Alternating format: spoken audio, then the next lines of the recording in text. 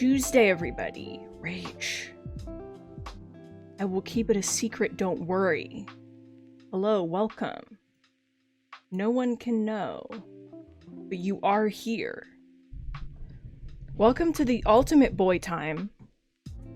I've been coughing all morning, so I'm probably gonna actually lose my voice because of this game.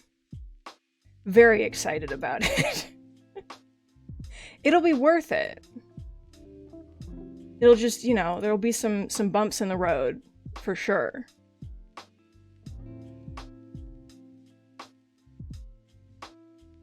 Hello, Steam? Hello?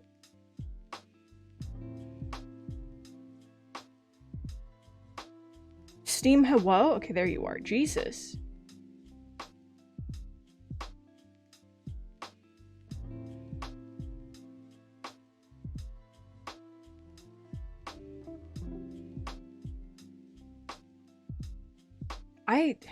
It's immediately too hot in this room.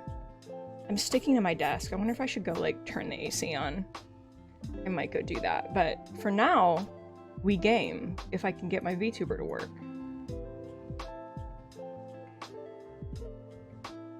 Hello VTuber, it is me.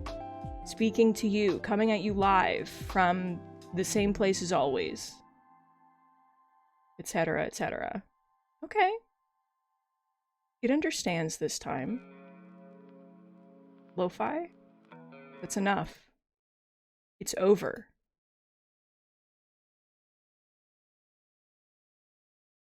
The game is being opened.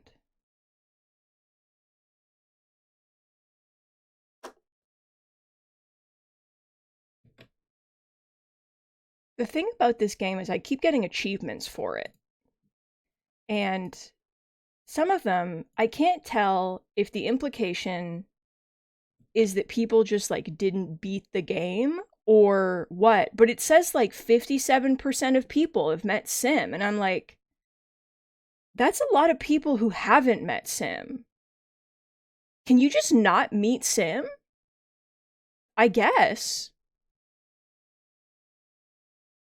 Becca, welcome. I'm sorry that you had to skip ahead. There was no time to waste. The stream had to begin. Okay. The space fascists are here. Except they brought a puppy with them. So it's really, there's give and take. You win some, you lose some. And we won with the puppy. So, stop turning off the sound. Okay.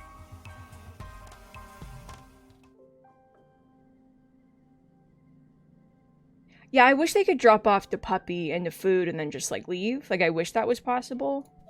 Hello, boys. Okay. Alright. My baby, your puppy. Ah! Seeing him brings me the greatest joy. My anemone. I'm so sad about anemone. She's not doing well, and I don't think she's really gonna be doing well forever. I feel like it's kind of over, and that makes me very sad. I'm not gonna be able to explore very much because my stress is in the middle, but I do kind of want to just leave. I could help in the animal pens. Or something. But I want to find out about the alien colony. Oh, hi, Dis. You find Dis sitting in the mouth of one of the wall's drainage sewers. In wet season, excess rainwater is diverted out here so it doesn't flood inside the walls.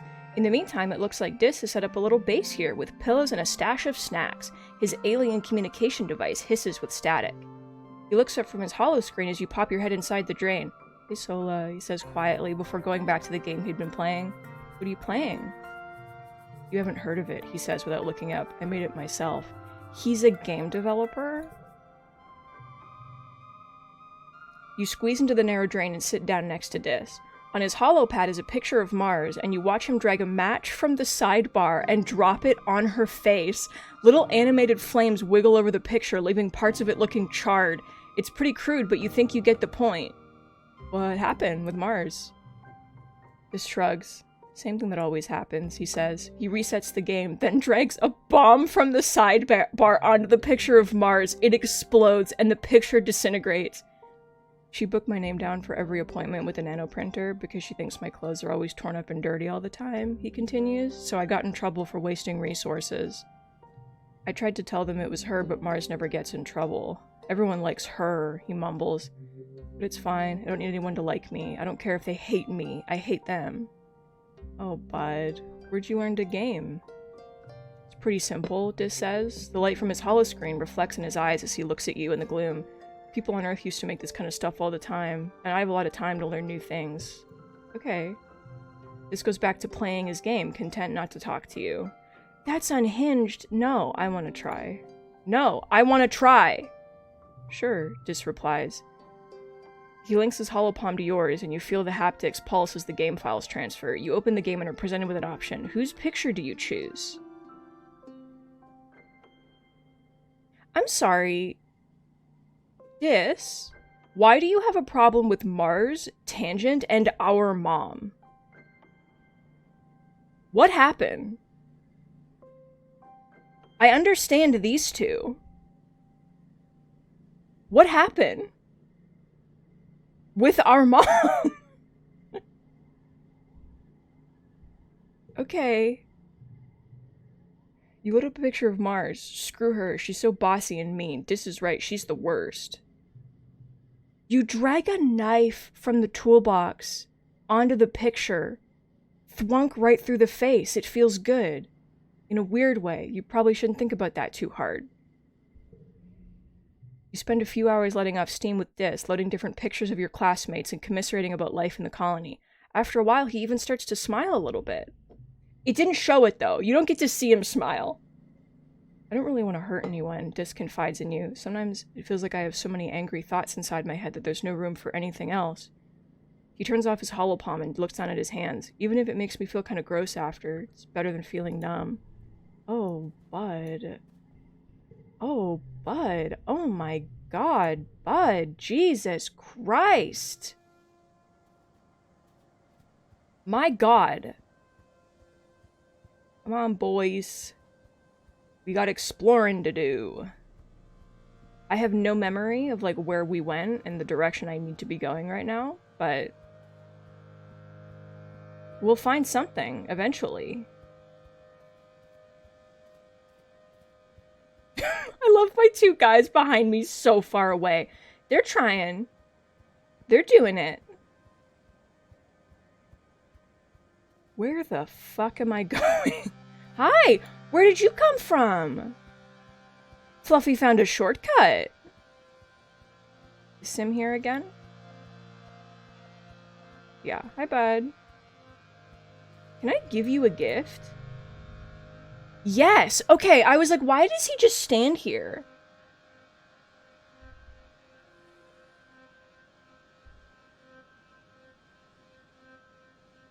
This is full name is Dysthemia. Dysthemia? What is that?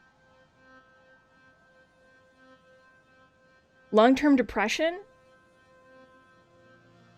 What did his parents expect? From why did they name him that? Do we have is Tangent's full name just Tangent? Okay, well, we don't know either way.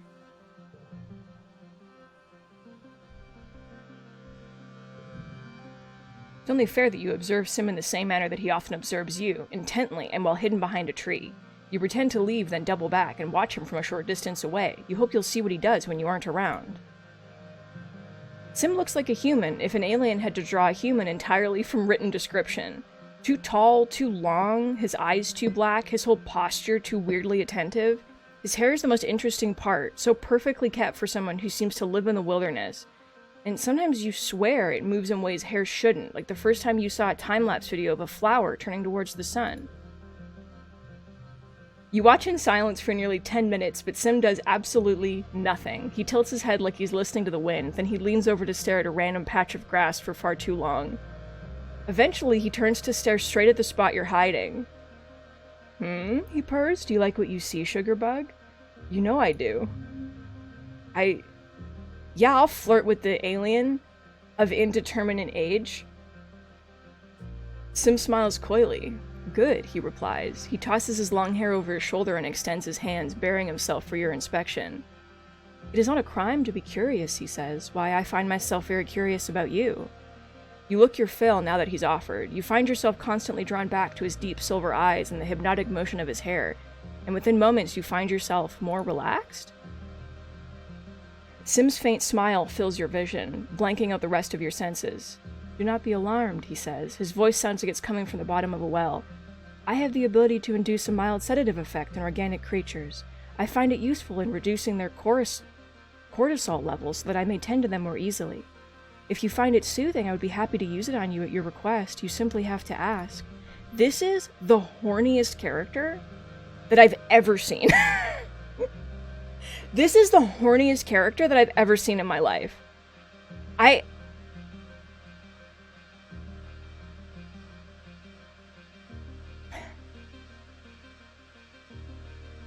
Just immediately.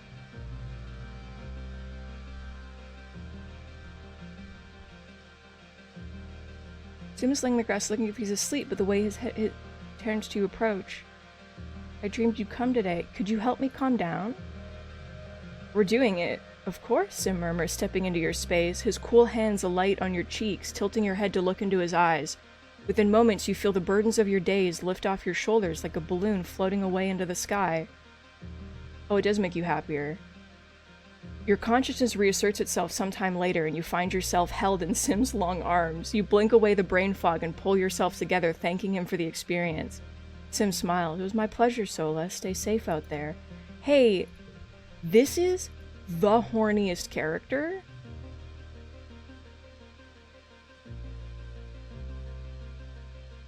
There's so much possibility in this body. Everything you say. Take an even closer look at Sim. I mean, do I dare? My perception is high enough to take an even closer look at Sim. What the fuck? This time, you'll catch Sim doing something weird and alien. You send a survey drone to follow him and watch through your holopalm as he heads into the forest. He comes to a still pond and crouches by it, staring intently into the water. Then, with a flick of his wrist, he snatches an eel from the depths and bites its head clean off.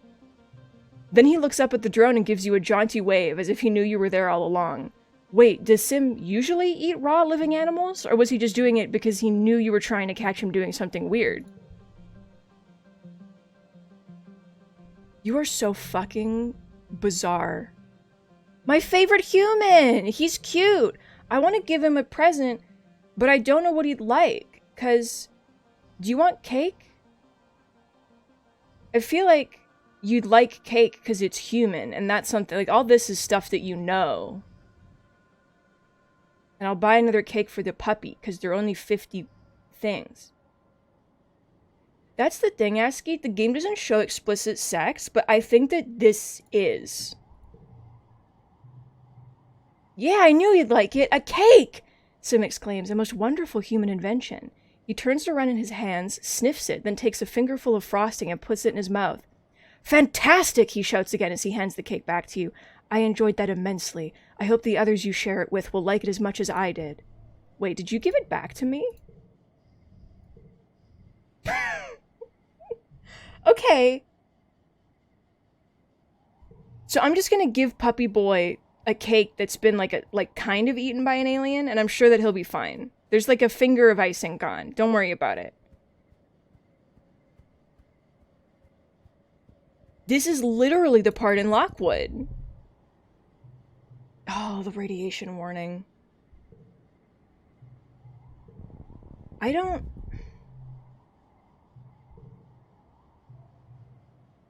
No, I'll push through, whatever. Oh, we're injured. You'll be sick for days after this. You'll need radiation treatment when you return. Okay, but... I found the rock. And that's something that people don't really understand, I feel, is that I found the rock.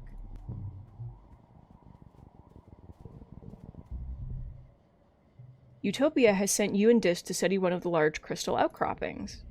Up close, you can't help but get the sense that they're alive somehow. They're angular and hard to the touch, but they have a sort of sponginess and warmth to them that's a little disconcerting. They emit a humming noise.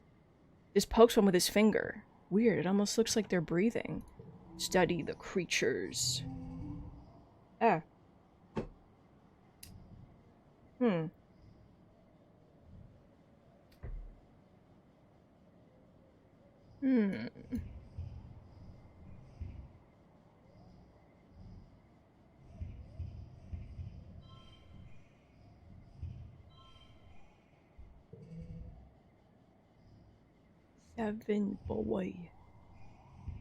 Seven boy.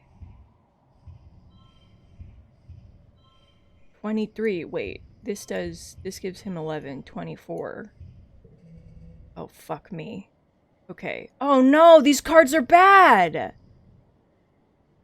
Oh, the cards are bad. Well, I have a lot of mushwood logs and... I've never used these before.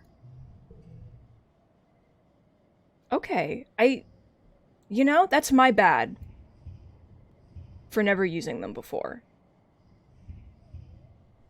Thing is, this is the only brain card, it gets more. There's a lot of brain cards, is the problem, my boy.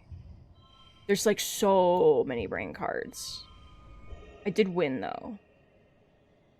What if I do this? 30. What if I do this? Less.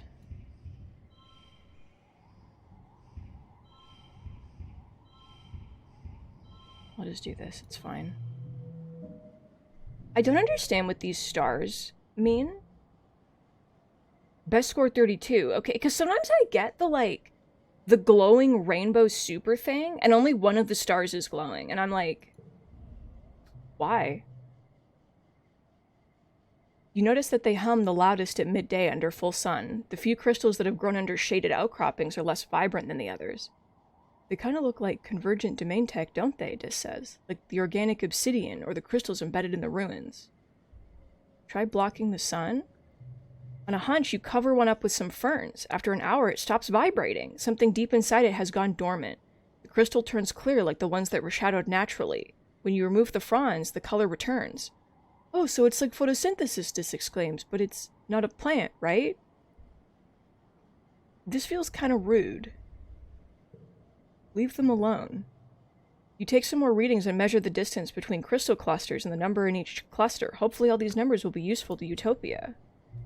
I'm very stressed, and also extremely ill. What is that noise?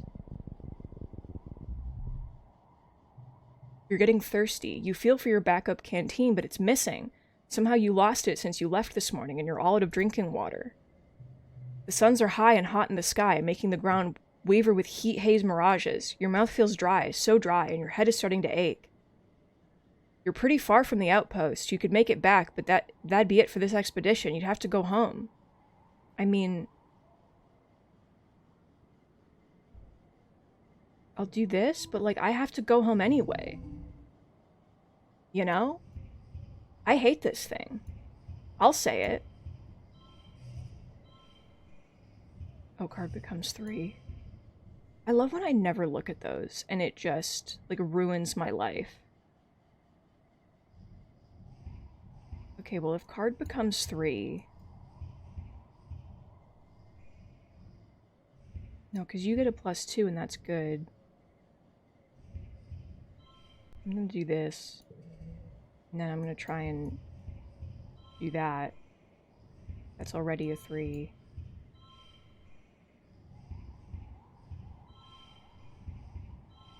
Why does this not matter?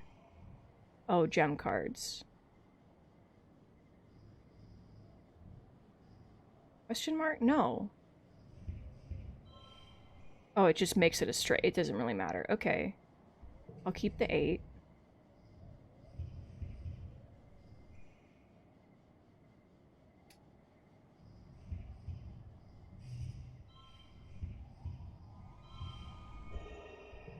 Super goal. Not all the stars are done. I fucking hate you. There's no natural water around, but in your search you turn up your lost canteen. Wow, that was lucky. I'm dying of stress. Let me see what else is out here, and then I'll go home. I'll have to come back next month. Is this an exclamation mark? Yeah, that's a big thing. I'll die. So... will I die? 1 second.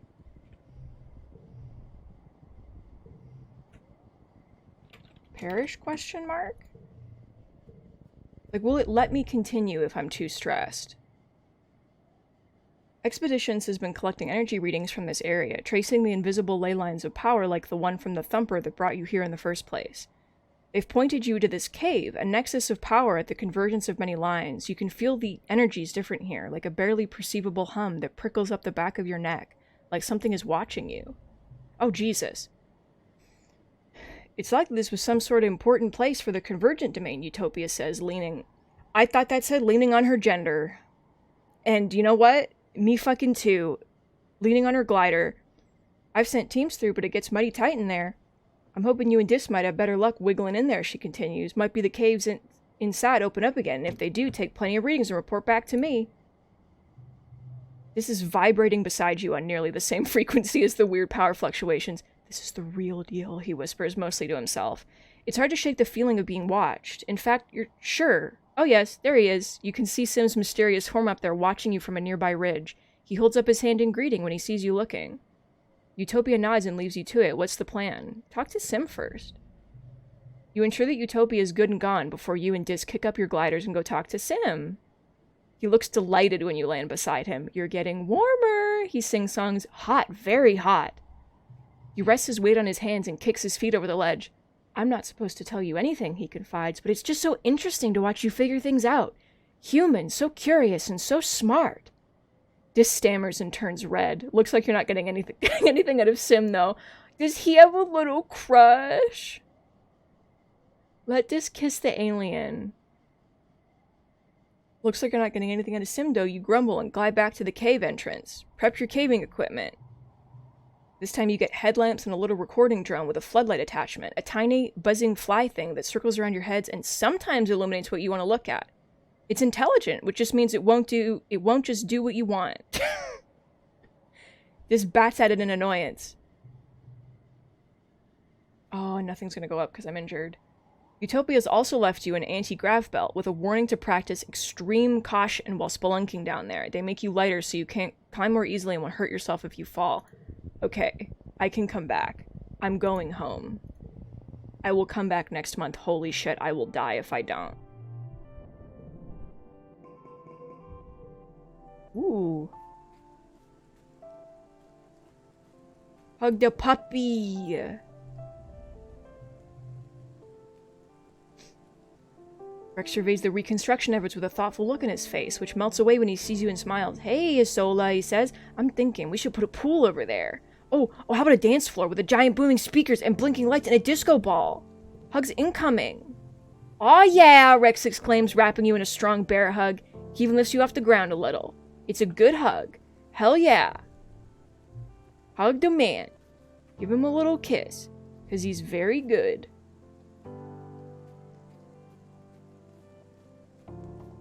I'm going to the park to hang out with my boys. Oh. Sola! Oh Oh god, your mom's voice rings through the garden before you even see her. You and Fluffy pause in your tracks, then your Vriki slithers away and hides under a bush. Your mom thunders down the path. Where's the little pink bastard? She hollers, waving around a gardening trowel. They ate my begonias! Your mom's been nurturing a couple pots of begonias, beautiful flowering bushes with delicate blooms. Like most plants from Earth, they're exceedingly precious. Once the seed bank is used up, the only way to make more is to successfully propagate them here on Vertumna. Fluffy's innocent! You hear a hacking noise from the underbrush. Fluffy creeps out from under the bush, and as if on cue, horks up a wet mass of pink and yellow petals. Your mom fixes her angry gaze on you. Your pet is a menace, she exclaims. At least spiders back home ate other pests. This one is a pest. No, Fluffy! She puts her hands on her hips. You should just release the damn thing. Who knows what it's going to grow up to be? Everything here just keeps growing. Nothing on this planet knows when to stop. Like my begonias, perfectly contained in their little pot. They knew when to stop. I'll train them better. Your mom points at her eyes, then points at Fluffy. I'm watching you, she mutters. And apparently that was a really relaxing experience for us. I want to forget having an absorbent brain. Thank you.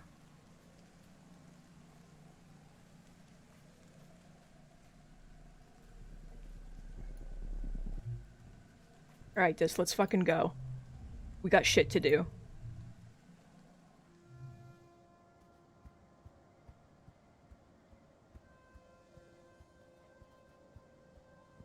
I'm fully relaxed. I'm in the zone. I'm ready to enter a cave and get probably very stressed out about the cave.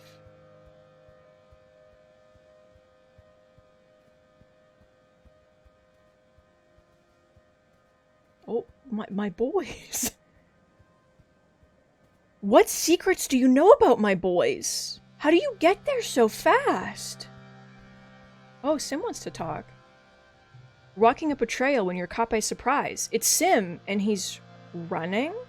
You're knocked to the side as he pushes past you, running in the opposite direction with barely a glance. You shout and chase after him, but after a few seconds it becomes clear you don't have a hope of finding Sim when he doesn't want to be found. You turn and continue along the path, and around the next bend you spot a familiar face. Utopia. She's collecting rock samples with a pickaxe like an old-timey prospector. Who the hell was that, she demands. I didn't see anyone. Utopia squints at you. The man who just ran past. The tall guy, dressed in black? How'd you not see him? She yanks her pickaxe off of her shoulder. Whatever, just watch where you're running, okay? The gravel's loose around here, and maybe check in with Doc Instance. Get your eyes looked at. You agree, happy to be out of this conversation without any trouble, and continue on along the path before Utopia asks any more questions. You walk for a couple minutes before you see Sim again. He seems to be in good humor despite the close call. Oh, he says, leaning against a tree. It is tiresome to be so secretive. He wipes his eyes, brimming with mirth. It is such a pleasure to be around you and Dis, and to not have to hide myself. He sobers quickly. I do appreciate your discretion, he says. It is not the right time for the gardeners to be formally introduced. To do so too early would cause a great degree of chaos. Yes, even the female surveyor, he continues. I do like her, but I've learned from my limited experience with your kind that adults of your species do not react well to surprises. It is good you're here, though, Sim continues, as I do need something from you. Data. What? Sim holds up his hands. Please do not be alarmed, he says placatingly. I do not mean sensitive information, such as personnel and defenses. I mean only the contents of your digital cultural archive. Like holovids? Sim smiles. Yes, exactly. Your holographic recordings of movies, music, books. Cultural artifacts only, I promise. Why? Well, Sim says, isn't it obvious? I wish to know more about your kind. I wish to learn how to... He struggles for the right phrasing. I wish to learn how to act in such a way that is not so discomforting to humans. Okay. I'll just believe the alien, no matter the cost. Sim's gentle smile grows warmer. Truly? He asks, clasping his hands. Oh, I thought it would take a great deal more convincing. You are surprising. It's such a pleasure. You tell Sim that you can likely find a mem drive in engineering and fill it with the data he wants. Good Lord! Good Lord. Why can we not just be romantic with people in like a flirty normal way and not be like, in exchange, in exchange for a favor, I demand, like, oh my god. I mean, I'm going to do it. Sim startles and laughs, his hands shooting up to cover his mouth. Oh, you're so bold, Sola. That is a quality I genuinely admire about you. What a marvelous gift to be able to simply voice whatever is on your mind without the burden of forethought. He taps his lips thoughtfully. Perhaps watching your holographic videos will help me understand the nuances of your request. Okay. I'm holding you to that. Every day I want to kiss an alien. This is not the direction I want to be going. Yeah, I was like, am I confused? We have to bring Sim Horn. Go. He needs to understand things, and he wants movies and videos. No, I'm saving up all my energy and all my strength for the cave.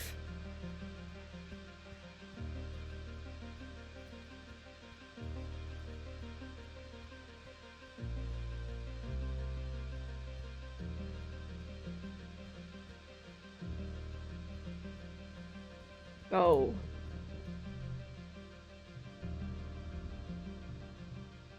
Okay, she's like, don't misplace your gear, and he's enter the cave. Okay. The narrow entrance leads to a bigger room that animals have clearly used as a den. It's enormous, with glowing mushrooms on the walls and piles of bones in some crevices. In some places, the walls are made of iridescent convergent domain obsidian, like this was once a great hall millennia ago. You can feel a cool breeze coming from somewhere, but it'll be tricky to find in the dark. Ooh, a hard challenge.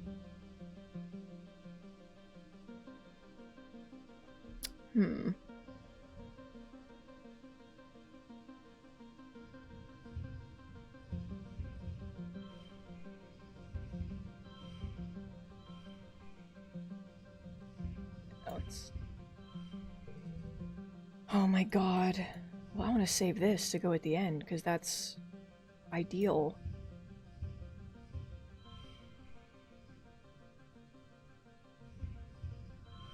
Jesus fuck. How many of these do I have? 9? I'm gonna draw like 87 cards. There's no way. 215 stress? Stress that I don't even have, like, that's, like, physically possible?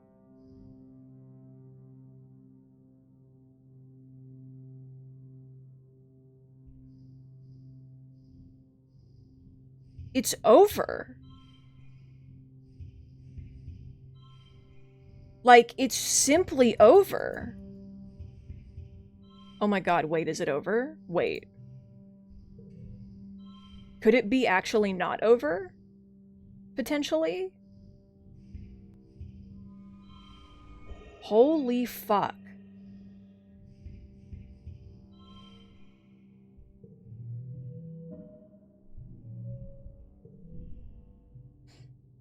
You find the source of the breeze by tossing some fine sand into the air and watching which way the dust blows. It's a very tight crack. Good thing you and Dis are so small. You squeeze through and have to shimmy along on your bellies for about 10 meters, pushing your gear ahead of you. It's uncomfortable, but Dis's excitement draws you on. You guys haven't seen enough horror movies. Past the crack, there were fewer signs of animals. The walls are smooth, grown obsidian, which has a kind of melted rainbow oil slick look. There are deeply carved glyphs on the wall at various intersections, like room designations or street names, you wonder. And other kinds of basins, alcoves grown into the rock, full of odd protrusions, all ancient and worn and inexplicable now. I thought that said it feels horny. Really having a lot of brain errors today with this game. It feels homey. You come to realize the convergent domain must have lived underground. That's why there are so few ruins on the surface. As you follow the cave complex down, it's clear this used to be a well-traveled path. The corridors branching off to other places are now blocked off, as if a big earthquake had rattled the whole area. Only this one main path is still clear. It's too convenient to be a coincidence. The floor of the cave slopes downward like a slide, and it's quite slippery. You follow the cave system down, down, down, all the way to what must be the bottom of the cliffs. You have to climb down a 3-story wall in the last section and are grateful to your anti-grav belt for making it easier. You're still tired, though. You can see dim light below. Daylight? Oh god, oh god, oh god! Why do they have bone tech? Ew! Becca, thank you for the sip. I really do need to be conscious of, like, drinking more to ease the— What is this? What is this? What is this? What? You emerge into a hidden valley, totally surrounded by tall cliffs. Did you just come down all that way? You're surrounded by the ruins of convergent domain buildings, in much better condition than the wind-swept ones on the surface. It's perfectly still here and as quiet as space itself. What was this? Dis whispers reverentially. Some sort of converger facility? And it feels so familiar. You remember this place from your dreams and feel a throbbing sense of importance that is a bit unnerving. Something momentous happened to you here, or will happen to you someday. You poke around a little, then call Utopia and give her your coordinates. She swings down on her glider with extra ones for you and Dis tethered behind it. You're happy you won't have to climb all the way back up. She whistles. Great find, kids. This place didn't show up on any of our aerial scans. Took me a while to find a route in. You look bush, she says. I'll stick around and get some readings, but you head on back to the depot and get some rest. Don't worry, we're not going to push on without you. No. But I want to go... But I want to go back. But I want to go back to the... Go home.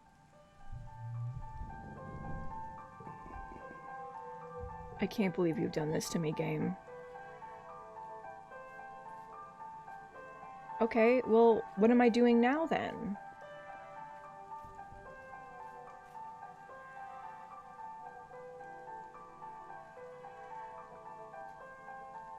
Hi, bud.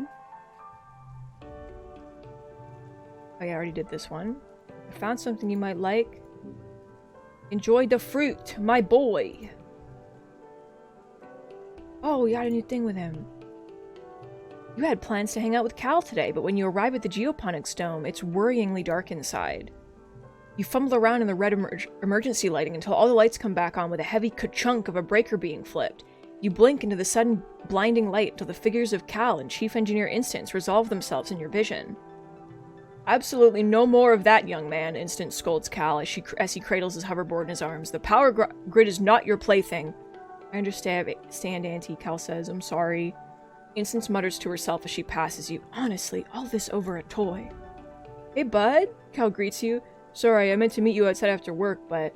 He looks down at his hoverboard. My board wouldn't start, and I figured it was maybe out of juice, but when I plugged it in, it threw off all these sparks, and then the whole power grid shut down.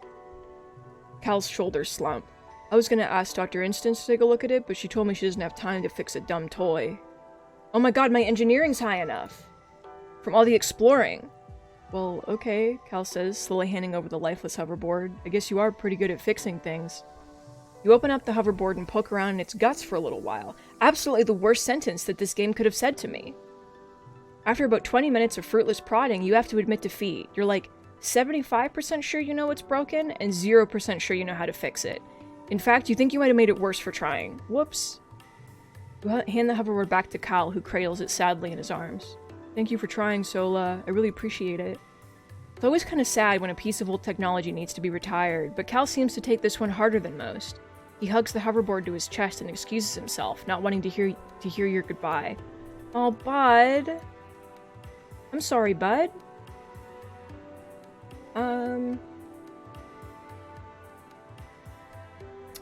We should probably learn some engineering so that when we come across the ancient machinery of the lost civilization of the ancients, we can, like, do something about that.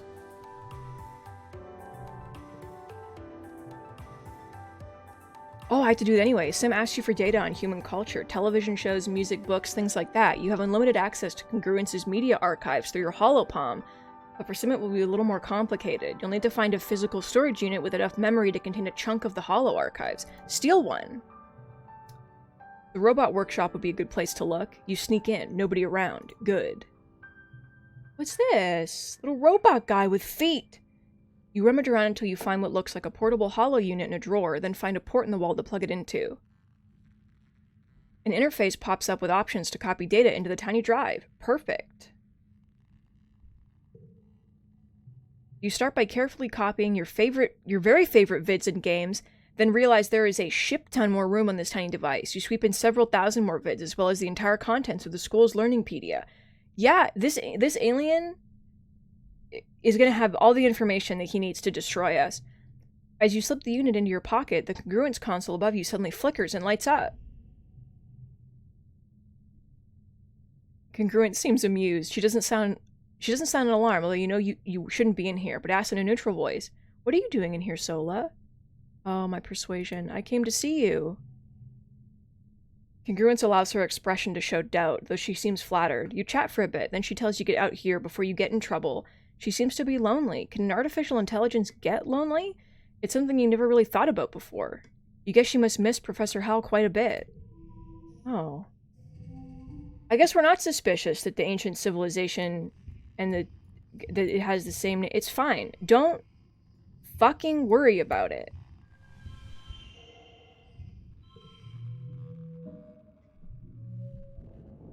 Yay, I'm an engineer. Oh god.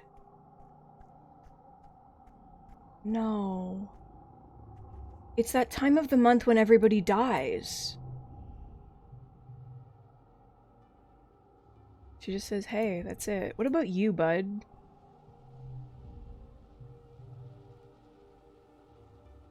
Why aren't you better prepared for the thing and the stuff and the whatever and the I don't... Listen, man. Where's Puppy? I'm assuming he's not outside. Because people shouldn't be outside. Well, I guess I'll go to engineering class again. I'm sorry. Every day I sneeze, and at what cost? What's up, Des?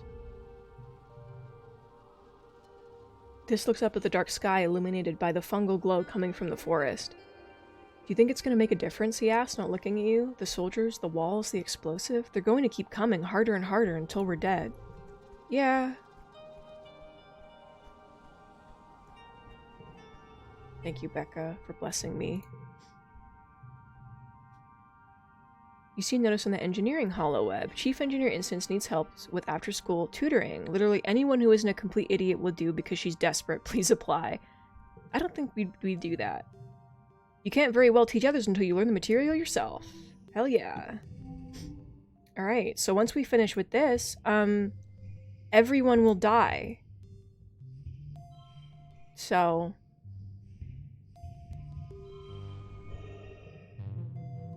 you know?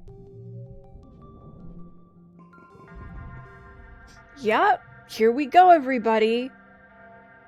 You're relaxing in your quarters with your dad when you hear the colony siren. The enemy is here. Your dad looks up from his novel. Huh, seems early this year. We should head to the shelter and the lounge. You've been drilling on new evacuation procedures for the past month. There's no need to be a hero now that there are so many new soldiers from the Helio. It's probably best if you just follow instructions and head to the lounge with your dad. I don't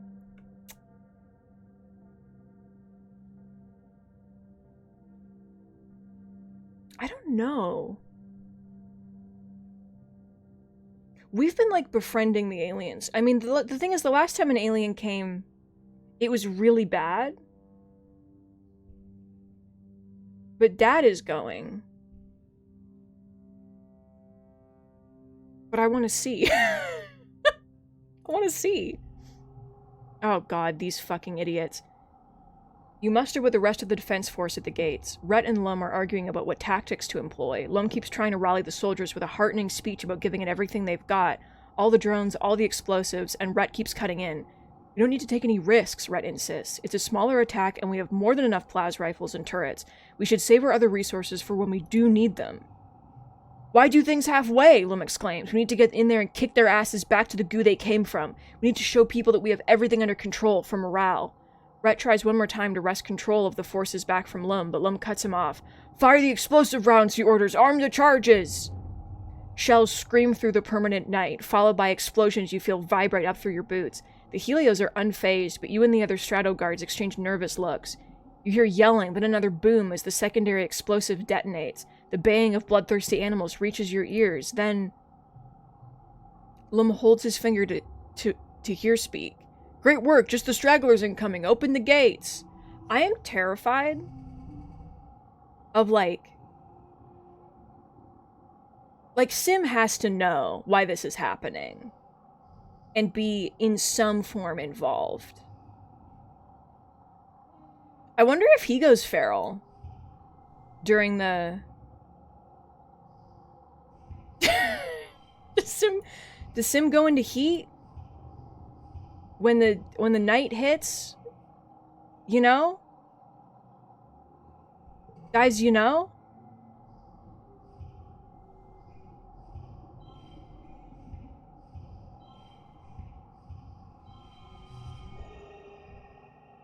Asking no! First of all, you can't open AO3 because AO3 is down. So, is it still down?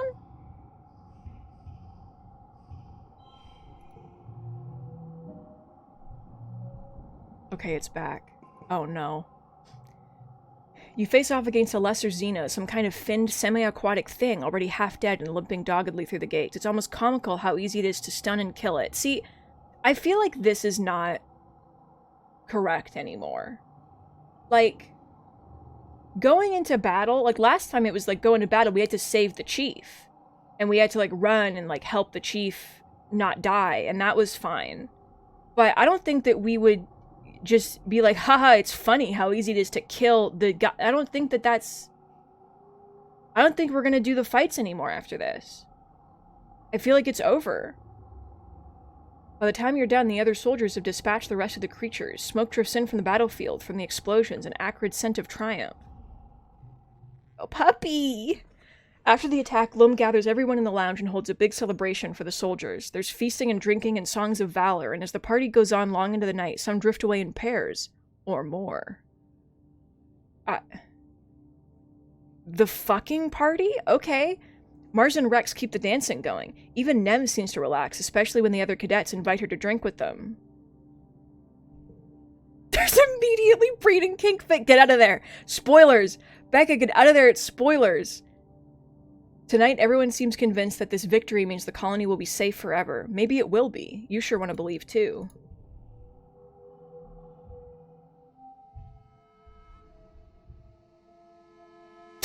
Yeah, I got a lot of those. A lot of that with Sim. Got a whole bunch.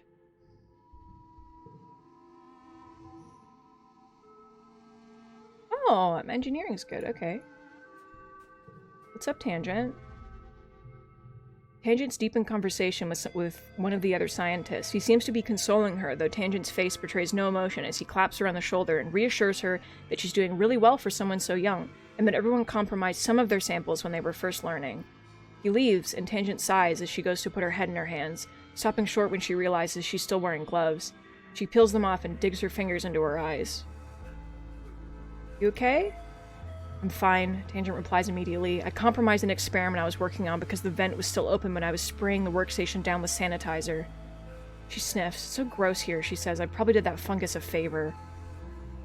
Tangent takes a bottle of sanitizer from under her workbench and cleans while she speaks. There are pollen spores everywhere, she whines. And he comes over here and tells me it'll be okay, Tang, like it's his job to console and patronize me. I hate being patronized too. You both sigh in unison. I hate being young, she says bitterly. Why don't they understand that we have higher expectations for ourselves than they do? I need to learn from my own failures. What I don't need, she continues icily, is someone to pat me on the head and tell me it's okay and the adults will make it all better. I messed up, she says. Just let me fix it. Don't make a big deal about it like I'm a child with a boo-boo. I forgot that she looked like this. This is such a, like, improvement of the vibe.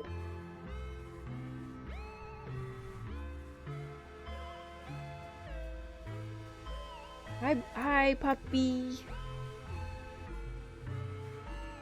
Rex is playing a game where he throws a ball up in the air as high as he can and tries to catch it without using his hands.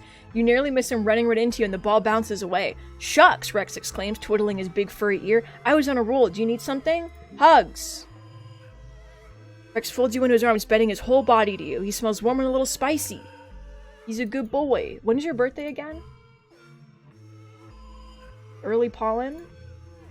Okay, so that's... And then I'll give you the cake then. My favorite boy in the whole world. Okay. Can I explore other things now? Like... I guess the ridge would have new stuff in it?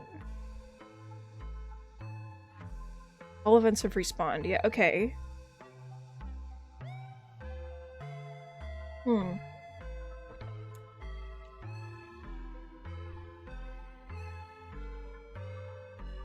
am I doing? I'm 16. I'm gonna survey the ridge again.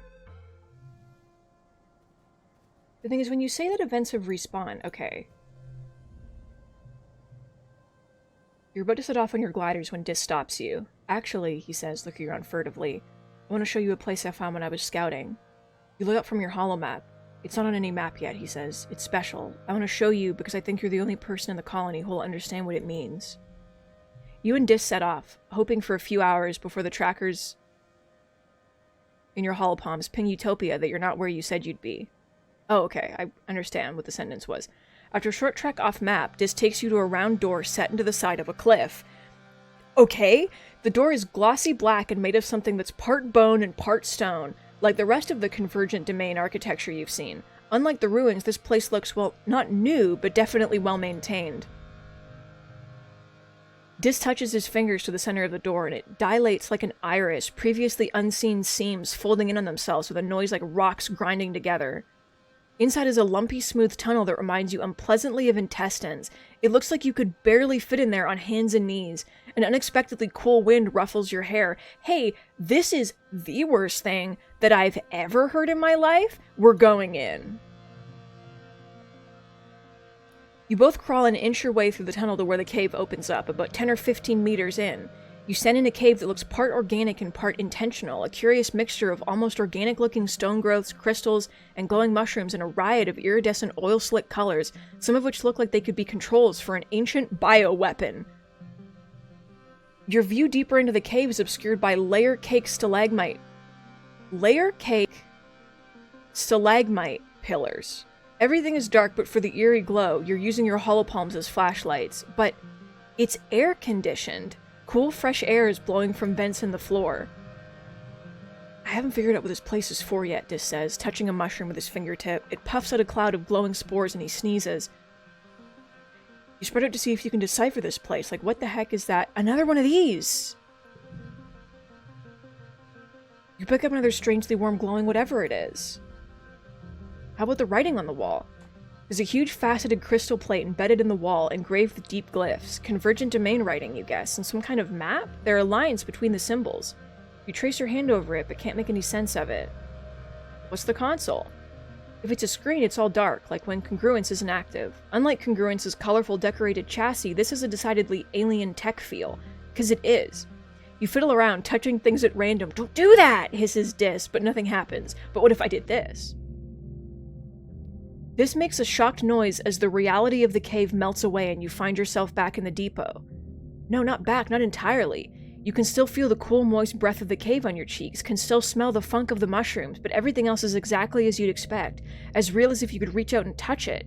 You feel embodied, like you can feel the pressure of your feet, 4 feet, on the ground. Utopia walks through Dis, rematerializing on the other side to talk to one of the other surveyors. Dis passes his hand through her image with amazement. Are they spying on us? He breathes. The image of Utopia doesn't seem to hear him. I'm sorry, but like, you said 4 feet? So like the creature? You take your hands off the controls and the cave returns. Dis blinks at you in the sudden gloom. What the hell was that? He says. It was like we were really there, like we were seeing out of the eyes of some kind of animal. Like we were the animal. Are the gardeners spying on us? Sim says they have eyes everywhere, Dis says. I didn't know he meant literally. We can't let Utopia know about this, he continues. We have to keep Sim's secrets. You agree to keep this monitoring station a secret. Fuck yeah, dude. Working for the aliens that killed our friends. Radiation warning. Push through the radiation warning. Very upsetting. Very, very upsetting. Picking up this. What is this? The flies here are awful, and they're really bad, and you hate them, and we're gonna let the fly do it, and then we did it. I need to go find Sim, though. I need to give Sim a kiss. Oh, my stress is still moving. I forgot that was the thing. Okay, I do have to go home then. I'm very small and stupid and have no money. So you can't imagine the stress that I'm under.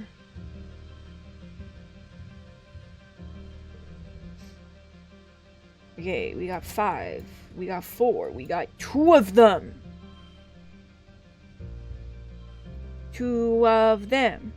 2 of them. Ooh.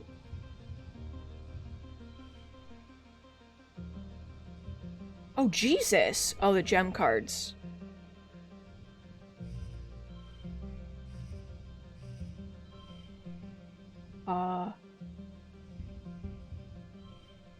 It's fine.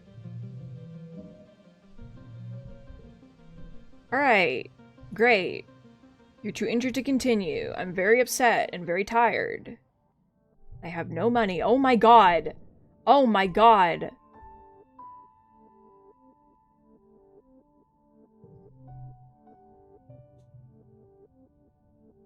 Oh. Oh. Becca. Yeah.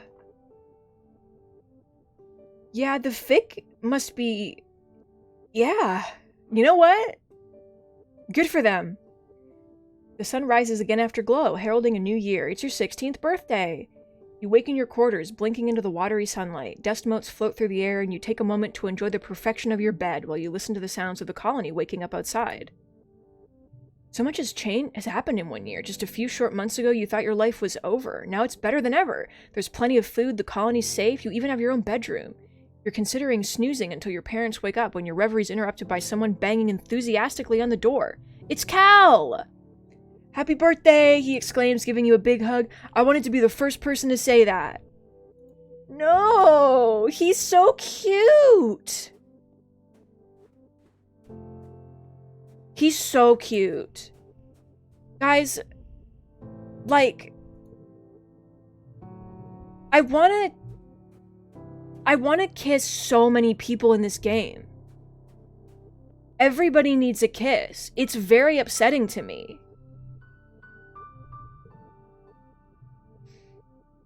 Cal likes to spend the evenings outside in the garden with you. It stays warm for a long time out here, even after the last sunset. It's still so different than the constant temperature of the stratospheric. Living on board a spaceship felt like nothing. You never thought about the temperature or humidity at all. But the weather's always changing here, always a little warm and humid, even in quiet. Forget. Okay, I don't like this card. I will forget ever being with Dis. It never happened. Do I have any fruit? I'm out of fruit. I wanted to give Kyle a little present. I want to go talk to Sim, but like... I also want to get my animal thing up. I want to get it to 100. Let's try that. Click. Run. Let's work in the animal pens. You're working with the bristle slugs this week. There's a whole herd of the slug seal porcupine beasts lumbering through the fields and rubbing against their scratching posts. You can walk right up to them and they don't mind at all. You empty the berry catching buckets and sort through the berries, picking out loose stones and planting any that have sprouted. Those ones will grow into bristle slugs too one day. It's not wet season when they're fully bristled and cranky about territory, so everyone's playing nice. It's a nice calm month of picking berries and scritching slugs. You spend some time playing with the cute bristle slug you found while foraging, Emerald. She looks bright-eyed and happy. You come back from lunch one day to find the door to the pen wide open. Whoops! You must have forgotten to lock it. Good thing bristle slugs don't tend to roam. You do a head count. 15, 16, 17. You seem to be short one bristle slug. At least it's not Emerald. She's still relaxing in the pen, happily snoring away. Luckily, bristle slugs aren't very stealthy. There's a glistening slime trail leading towards the ruins of the Stratospheric, decorated with little clusters of berries. You lock the gate and set off along the trail to find your wayward bristle slug. You easily find the bristle slug. It's gotten itself wedged between two panels, scritching back and forth on the most perfect scratching situation possible. You laugh and fill your shirt with the berries like a bowl, then gently nudge it back toward the herd. It's slow going, but eventually everyone's back together again. Good work. I love them. They are absolutely the best friends that I ever could have asked for. Oh, if the card is a brain card. Fascinating.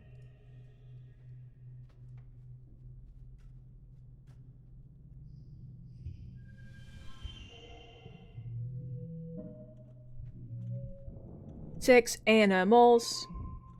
Oh my god, I'm almost at 100 animals. But someone's a birthday boy. Someone's a birthday boy. Puppy. I got you a present. I got you cake. Rex beams as you unveil his birthday cake. You remembered each year. Thank you, thank you, thank you. Yeah. Take a sip. Thank you, Becca.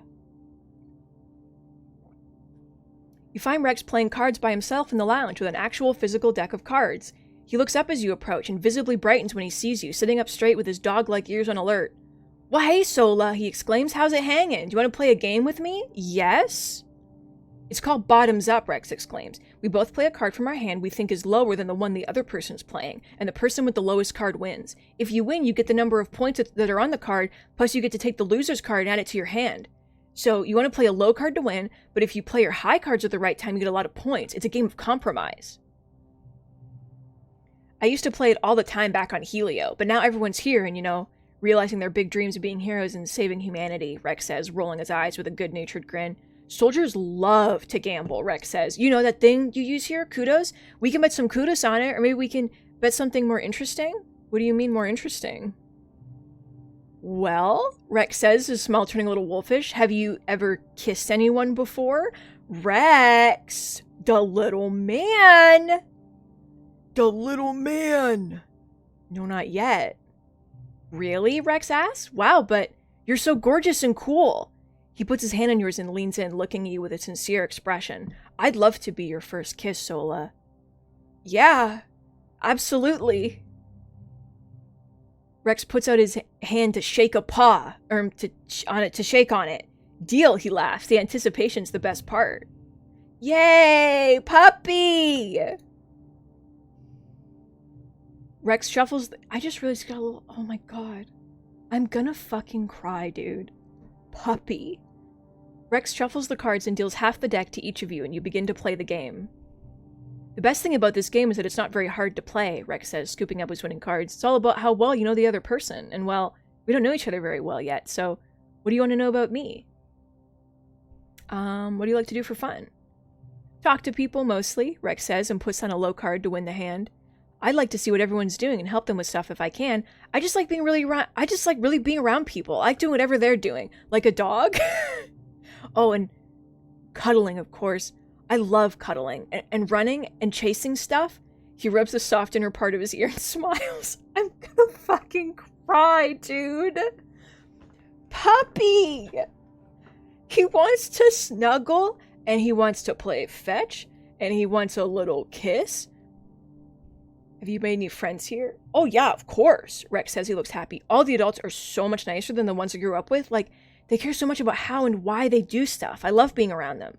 And the other teens, like, whoa, you guys are all so cool. And Enemy and Tang are so passionate. Cal's a solid sweetheart. And Mars is like a galactic level hottie. Wow. He trails off, lost in thought. Oh, and that disc guy seems interesting too. This fucking boy. What are your plans for the future? Rex blinks at you. Oh, wow. Big question. I don't know. I think if I stayed on the heliopause, I probably would have ended up becoming a soldier like everyone else, but planet side? Rex smiles to himself if he puts down a high card. I could do anything. I've always liked making things with my hands, and I like making other people happy. Maybe I can do something with that. You play out the rest of the cards, staying fairly even in points until Rex is left with only one card, and you have two. You're trailing, but not by much. If you play your low card for an easy win, you'll get enough points to make it a draw. If you gamble on the slightly higher card in your hand, you might lose entirely, but you could win. Well, this is nonsense to me. So, my empathy is so low. I have no empathy for people. I don't know.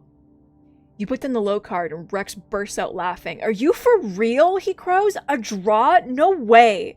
He flips over his card. It's a high one. So high that you could have won if you'd gone for your other card. Oh well. We both win, Rex declares. Guess we'll have to collect on that kiss some other time. No! But what if we both win? What if we both win, do I get to... But I want to... His augment isn't even dog ears. It's doggy ears.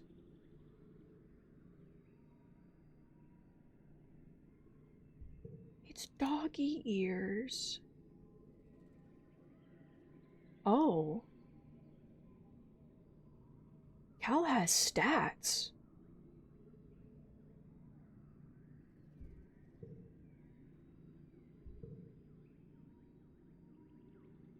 Cal has stats. Oh no. 100% alien. 100% alien. There's no human in this. Think about that. Pronouns? Alien. Okay? Dislikes nothing. Age unknown. Good. No, I love it. I'm gonna save the game again.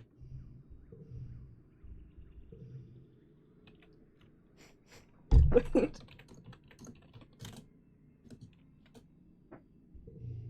Okay.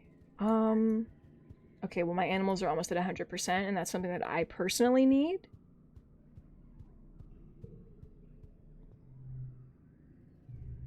And the animals. You check the tethers of the float cow that aren't producing milk. Without all that liquid they use as a ballast, they're basically big blue orbs of helium. In the wild, unmated float cows would soar through the air out of reach of many predators. Funny to see them struggle to come down for breakfast, happily squeezing out great big helium farts. Good. No, I love it. No, I mean, of course, dude. Oh my god. Oh, card gets +2. Okay.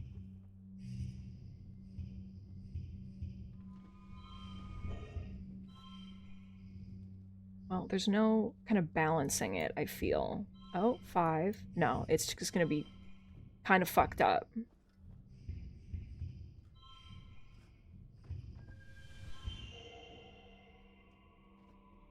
That's fine. +6 animals, baby. 100% animals, baby. Okay. You're woken by the buzzing of your hollow palm. It's a colony-wide alert. You rub your eyes and ponder the thickness of the air seeping into your bedroom through the open veranda door. It's an ominous but beautiful sight. The seasonal pale pink haze has turned a deep fuchsia, with scintillating silver sparkles floating through it. The shimmer. Thankfully, you've all been inoculated against the shimmer, because this looks like a bad year for the airborne spores. To be safe, you stay inside and seal your door and windows tightly. You spend the time playing hologames with your dad. After a couple of days, the pollen fog passes without incident. If we had not found a cure, I imagine that Dad would have died. So,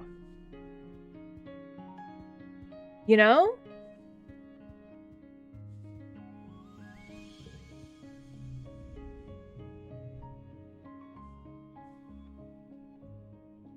Oh, I can't help you build something because my engineering's still bad. Hug! Hug the boy. Dad would be in the pit. That's the thing. Holy shit. You've been enlightened by mastering a skill. +1 to all mental skill increases for 3 months. Holy shit. I should go to engineering then.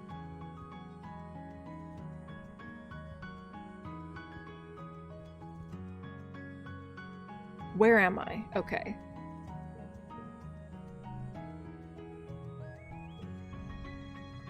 To further your engineering knowledge, you're taking a mini-class with Chief Engineer Instance on the construction and maintenance of your holopalms. These devices are engineered bismuth crystals embedded in your palms when you start school. They use the heat and electric current of the human body to power themselves, to talk to each other, and connect to the holonet. Congruence's massive repository of information. You can barely remember life before yours. Holopalms were commonplace by the time the Vertumna group first formed on Earth, and the square bismuth is grown in the lab, Instance explains. So the physical device isn't hard to maintain, the difficulty is in the display and touch interface. Instance opens her holopalm, displaying a visible projected screen floating above her palm. As chief engineer, she also has one of the fancier versions that combines with a pair of eyeglasses to superimpose a projection right onto what she sees. The interface relies on plasma voxel generators, which require extremely small components that are impossible to nanoprint. The material will have to be mined from Vertumna itself. Tang raises her hand. Is it possible to hack these devices, she asks? If the biological electronic interface is so thin, is it possible to hack the human body? In a way, we've already begun to hack the human body, Instance replies. What do you call gene tech? Everything the body does and is capable of depends on 4 nucleobases in different configurations. It's no different than congruence. Human and artificial intelligences are both built from a limited code and are transformed into more by the building. I hate this. Your genetic enhancements, super hearing and sight, temperature regulation, increased resistance to fear, disease, and fatigue, all present in the human genome and unlocked by the power of science. The class splits into working groups to explore installing modules onto your holopalm. You and Tangent are in a group together. She begins installing a mod that will let her scan inorganic material and get a reading of their chemical compositions. What do? Download your own mod. Tang raises an eyebrow, impressed. What module do you choose? A puzzle game? Something to help find lost objects? A gun? A bacteria sniffing sensor? Fuck yeah, sniff sniff. Ding, your holopalm can now help to analyze the presence of over 2,000 different types of bacteria and other unicellular organisms. This should be helpful in your studies of biology, mycology, and medicine. I have to go give Sim the thing I stole also. Fuck, I have too much to do. Car gets a +2. Car's the only thing in the thing. And then the thing and the... Oh, but it's a gem, so it's not. Okay. But I could do this. Nope, that's also a thing. It's all falling apart. Okay. We're doing it in reverse order.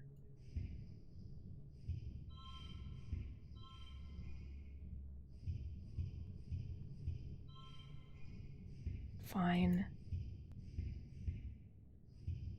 Well, the thing is, this will make it lower, which is not good. But I guess it's good.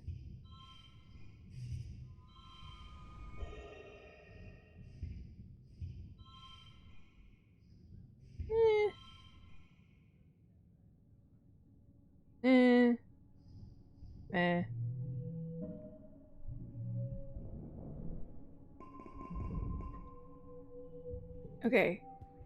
I got places to be, baby. Oh, Cal, you also like Xeno eggs. I think I have one for you, my boy. Oh, he's spraying water. You want egg? Is that an alien egg? Cal exclaims. Why, I wonder what's inside it. If it's torn, maybe we can hatch it. And I know he's always talking about wanting to eat an alien egg. I mean, I've already given her an alien egg. Stop letting her eat random eggs. Leave.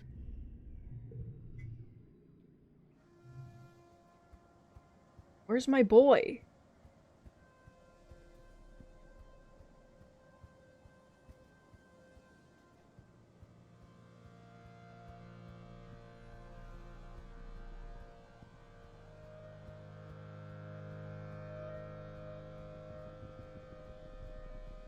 Oh. Where's my boy? Oh. Little locust. Leap. The whole swarm of them, and it's gonna be bad, because the swarm is coming. Swarm of locusts that we've never seen before, and has never happened to us. What are you? Obsidian. Oh, I haven't done this one before. I didn't realize. You come across a particularly flat area, a large field of obsidian. Well, obsidian's the only word you have for it, but you've never seen obsidian this bright. Like a rainbow trapped underneath its glossy black surface, with the entire ground polished to black opal. Skate on through, baby! 72. 72!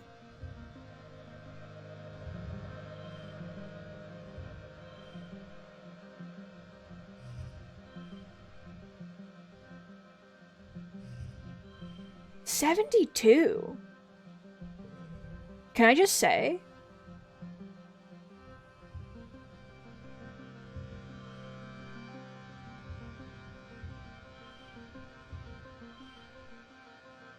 $333,333.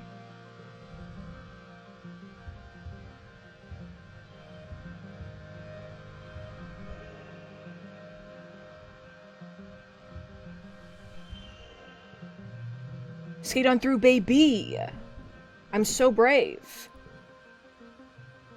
Take off your shoes and glide around in your sock feet. You take a tumble and get a little bruised. But have a blast! Just enjoy yourself, man. Whee! Don't slide off the edge of the cliff. Hell yeah, dude. I'm my boy. For once, you see Sim before he sees you. He's crouched just off the path, staring at a flower, his face blank. He doesn't react as you approach, so you watch him for a while. He's so perfectly motionless, you'd think he was a plant too. His eyes are unfocused. Is he accessing some kind of mental interface? Eventually, you clear your throat. Sim carefully stands up and turns to face you. For a moment, you're not sure if he recognizes you. Then he tosses his head and a grin leaps to his face. Sola, you caught me checking in with the boss. Your boss is the flower? Sim smiles. No, of course not. That flower's my great aunt. You look at the flower. It's part of a dense vine that fills much of the end of the valley. You're not sure whether he's joking this time. My boss... As I told you, they aren't fond of change, he replies. They're also very much like your boss. What's she named? Utopia? He tilts his head to the side. Her name word is fitting, isn't it? He lays one finger against his chin. I appreciate that she always reminds you not to get yourself killed. I wish you'd listen to her. She gave me a job to do. And I have my job, Sim replies, which is to protect this place. He laughs. Protecting you seems to be my hobby. If the boss finds out I'm talking to you, I'd be in trouble, so shh, he murmurs and puts his finger to his lips. And why keep talking to me? Sim smiles warmly. Because you're the person of my dreams, literally, he replies. I can't seem to stay away from you. Oh. Okay. And because you humans are different, he continues. I'm so bored of everyone else on this planet. The other gardeners, my boss, they have everything on Vertumna just the way they like it, and I don't want the teeniest thing to change. He sighs. It's boring. See that tree? Sim points to a large tree with many long limbs dripping from it and embedded in the ground. That tree was a small creature for part of its life cycle. You call it the Vriki. Once it plants its roots, that's where it stays for the rest of its life. The gardeners spend time as trees too, sometimes hundreds of years. If you do that enough, you start to think like a tree, set in your ways. He spreads his hands, an earnest expression on his face. When I watch you, when I talk to you and learn about your species, I feel inspired. I feel young again. How old are you? I like to think I'm young at heart, Sim replies with a mischievous smile. You have so many more questions for this man, or gardener, or whatever he is, but as soon as you open your mouth to ask another, Sim cocks his head as if listening and holds up a hand. I'm sorry, he says, looking all the world like he's listening to the dang flower, but I must away. And with that he's gone, off to protect the wild or rescue damsels or whatever. Or maybe he's just avoiding your questions. But I brought you a hollow thing. There we go. Let me take a sip. Oh my god, our relationship with Sim is almost maxed out. We've known Cal our whole life, and we're at 66. We've talked to Sim like 3 times.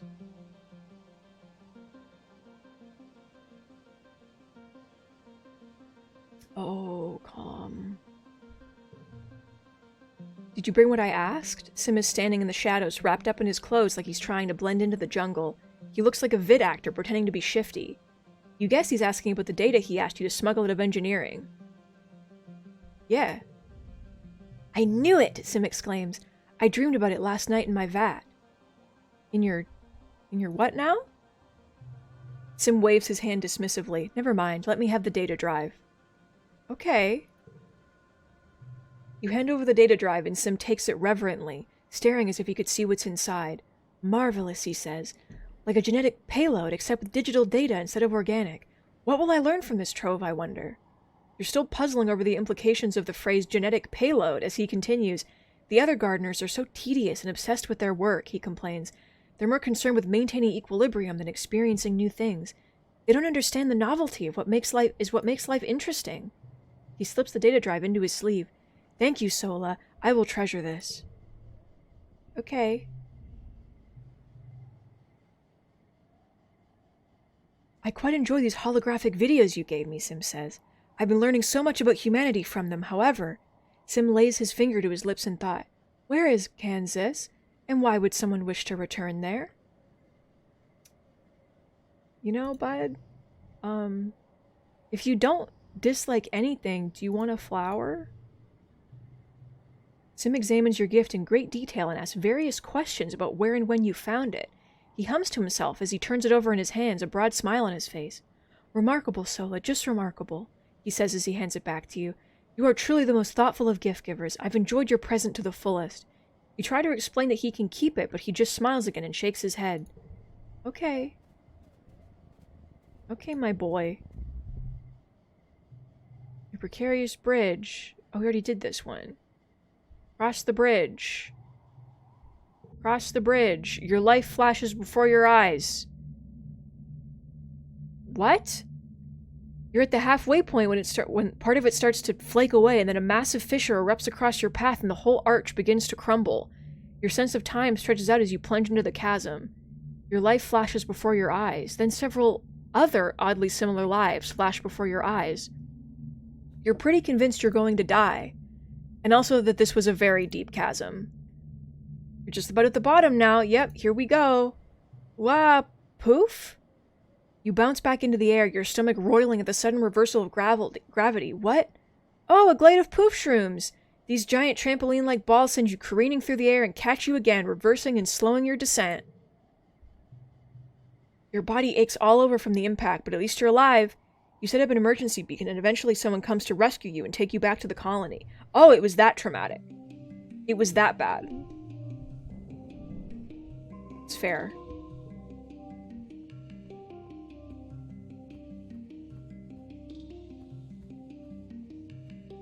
Okay, I don't have my buff anymore. And also, I can get more cards of my boys if I relax. But I should probably keep pushing until I'm, like, more stressed. Oh, my biology's almost maxed out. I wouldn't mind.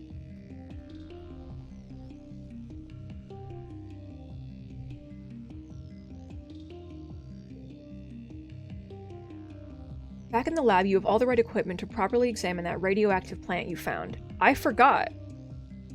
Maybe you can find a way to protect yourself from them so you don't need to drag a radiation-proof envirosuit with you every time you go to that part of the planet. Radiation poisoning isn't the killer it used to be on Earth. With medbeds, you can flush out deadly doses of radiation in a few hours. It could still make you really sick, though, and high enough doses could kill you before you're even able to reach a medbed. How confident are you that you know how to protect yourself? Super confident! Yeah, you totally got a handle on this. You're an engineering wonderkind. You take all the correct precautions. You clear the area of anything that might be contaminated. You wear a radiation-proof haz suit. You regularly check the radiation levels of the lab. You have congruence on standby to call for help if you need it. Everything goes smoothly. Good morning, Ari. Happy Tuesday. You discover that the radioactive part of the plant is confined to the carpel of the flower, its reproductive organs, and that the petals act as a radioactive shield to protect the rest of the plant. If you press the center of the flower, the petals close and block the radiation enough that a person can pass by without feeling sick. Neat! You should be able to use this to protect yourself next time you encounter this plant in the wild. Hell yeah, dude. Taking big sips, baby. No,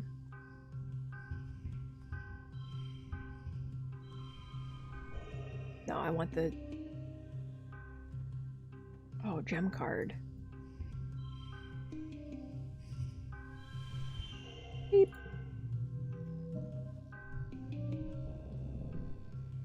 Oh my god, not quite. 99, baby! Oh my god, it's Vertumnalia! Everyone's in high spirits as you decorate the colony square. The great tables are piled high with food, groaning under the weight of heaps of roasted and steamed vegetables, barbecued meat, stews, carafes of mulled cider, and cakes dripping with frosting and a sugar bug syrup. You gather in the colony square for the usual speeches. Lum takes the stage to fanfare and applause. "Hello, people of Vertumna," he exclaims over the din. "Happy Vertumnalia!" He takes a big theatrical breath. "Do you smell that? That's the smell of victory. We humans have secured our hold on this planet, and now it's time to celebrate." Lum gestures to the sagging feast tables. "Eat, drink, and be merry." The crowd cheers again. After the council members each give their annual reports, everyone starts clearing the square to set up for the Vertumnalia Games. You feel the pulse of a new holo message in your palm and open it up to read. "Happy Vertumnalia, there's a present for you on the table. XOXO, your secret admirer." That feels kind of threatening. You rush over to the feast table and spot a wrapped present in among the roasted vegetables. Wow, you have a secret admirer? You unwrap your present. It's a data band. You snap it on your wrist and boot it up to your holopalm. It's full of all your favorite songs, videos, shows, and games. A collection curated by someone who must really know you. Now you'll always have your media with you, even if the net goes down, including all your favorite episodes of The Rise and Fall of Sanctuary Moon. Nice! You search the holopalm for any hint as to who could have made it, but you can't find anything. You'll have to ask around, but later, the games are about to begin. We're not doing xeno-wrangling. I'm not going to fight the creatures. We're leaving. You head to the walls to get a break from the crowd. This is up here as well, sketching in a notebook. He shows you a few drawings he's made of various Vertumnan animals, like the Unisaur they starved and dragged out for the xeno-wrangling competition this year. Oh. My god! It sucks, he says, but doesn't say anything more than that. You're not sure if he means his drawing or the competition or the whole colony. Oh my god! Eri, not only are we no longer starving, so much has changed. So much has changed, Eri. Oh my god. After the festivities, everyone descends on the feast. You heap your plate with more food than you could eat in 3 sittings. When all the food's gone and the sunset has broken the heat of day, people break out their instruments. Everyone dances well into the night. Yay! Hi, bud. You find Cal catching a break in the shade of one of the gardening sheds, a wide-brimmed hat pulled down low over his eyes. Hearing you approach, he lifts the brim and shoots you a smile. "Hey, Sola, taking a break too? Someone gave you a data band. It might have been Cal. Are you my secret admirer?" Cal tilts his head. "You're what?" Guess not. "Everyone, I must ask everyone." Mars. Mars is painting her nails outside command, her head bobbing along to something only she can hear through her hearspeak. She shoots you a distracted smile when she sees you, gesturing to turn off her music. "What's popping, Sola?" "Are you my secret admirer?" Mars barely looks up from her manicure. What?" She laughs. "Sola, if I liked you, you would know. Trust me." "Yeah, I figured." "Puppy?" Rex is lounging in a hammock he set up between 2 mushwood poles. He looks like he's snoozing, but his ears twitch, and he opens one eye as you approach. "Can't sneak up on me, Sola," he groans, stretching. "People have tried." "Are you my secret admirer?" "You got a what?" Rex laughs. "Secret admirer? Nah, secret's not my style. But, you know, I'm not ruling it out." "Okay. Know me, know me? Know me, know me?"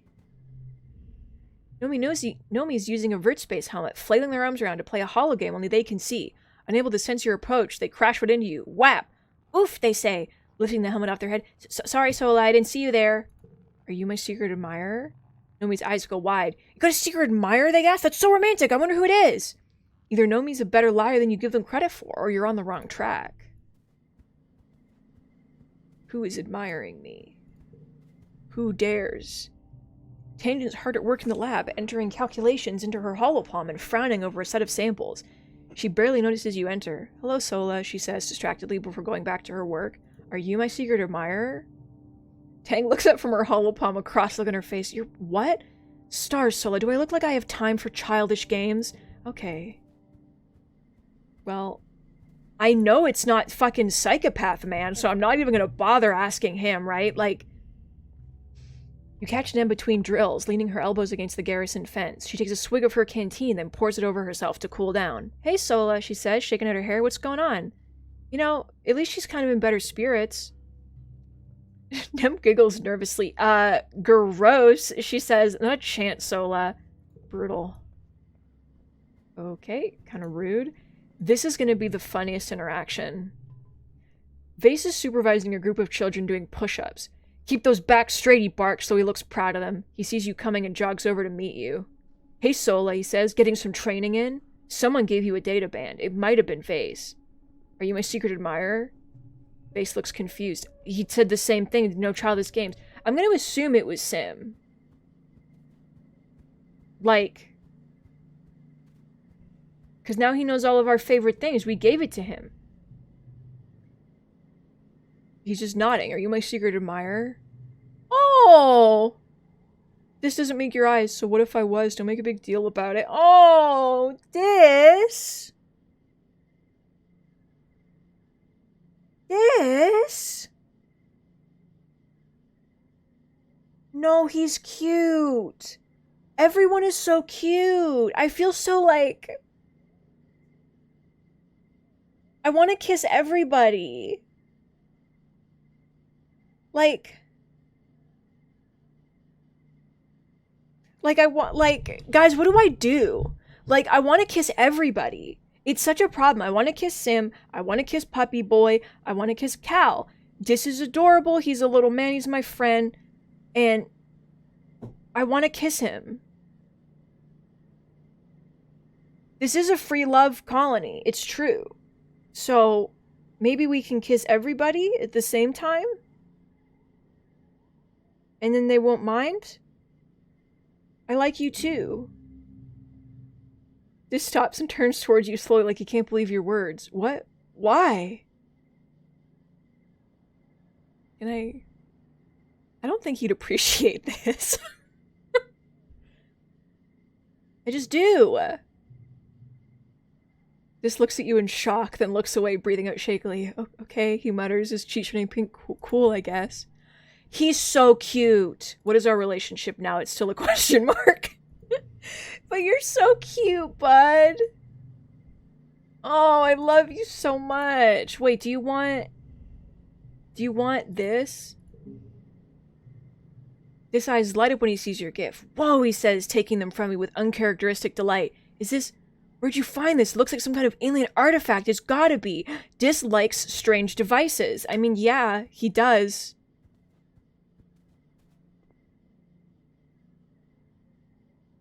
I do know in this game that characters, this is unlike dating sims where, you know, you just pick characters and you date them.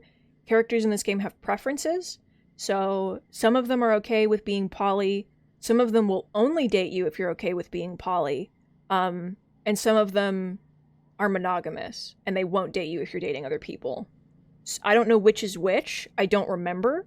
And I'm not gonna look it up. We're gonna fucking go wild. So let's just kiss, you know? These are the kissing games now.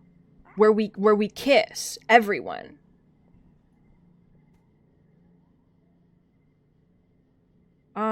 Oh yeah, my biology is like 1 fucking mark off from being maxed out.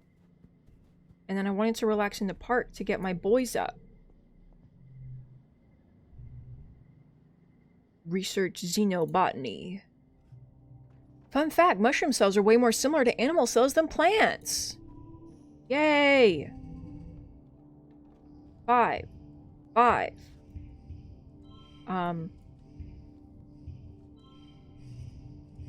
God damn it, I hate this card. 5, 4, 2. Wait. It doesn't matter. Wait.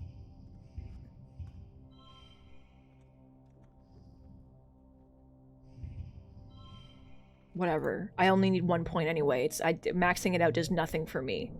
I've won. Give me the perk, baby. Enhance your DNA in engineering? Oh, my organizing went up. Equip additional gear. What the fuck? Enhance your DNA? Yeah, I mean, if given the option, I'll peruse. Tinker with your DNA.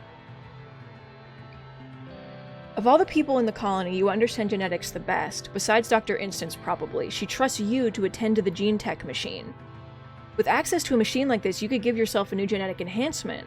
Sure, you probably shouldn't mess with your genome too much, but one little change couldn't hurt. What if I save, in case this fucks up? New gene, new me. Of course I want to. Oh. Extra fingers. Oh, it just gives me these cards, but they're like basic. They are gem cards, though. Oh no, these are like, they're 2. Okay, super strength 2.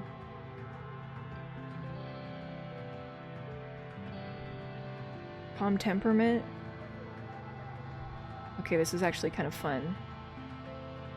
Eagle Eyes 2.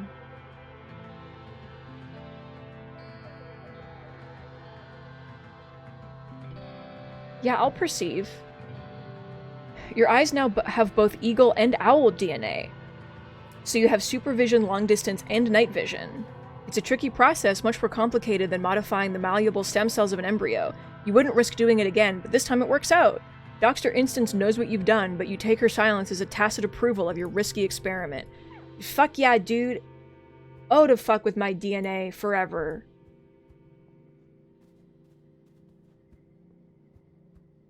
Okay. Okay. I didn't mean to... This is kneeling at the edge of the expedition staging area, checking through his backpack. I can't wait to get out there again, he says. I hate being cooped up in the colony with everyone's drama. Everything always smells like shit. He takes a deep breath for effect. Yeah, I'm not gonna miss that when I'm gone. Let's go, bud! Let's go outside. Can I go to, like...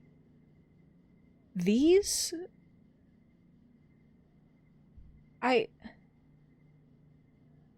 Boss event remaining?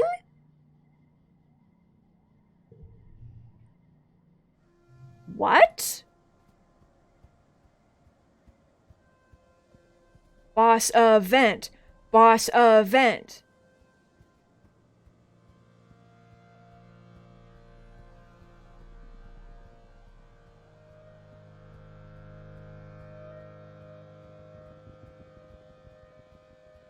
Hi, bud.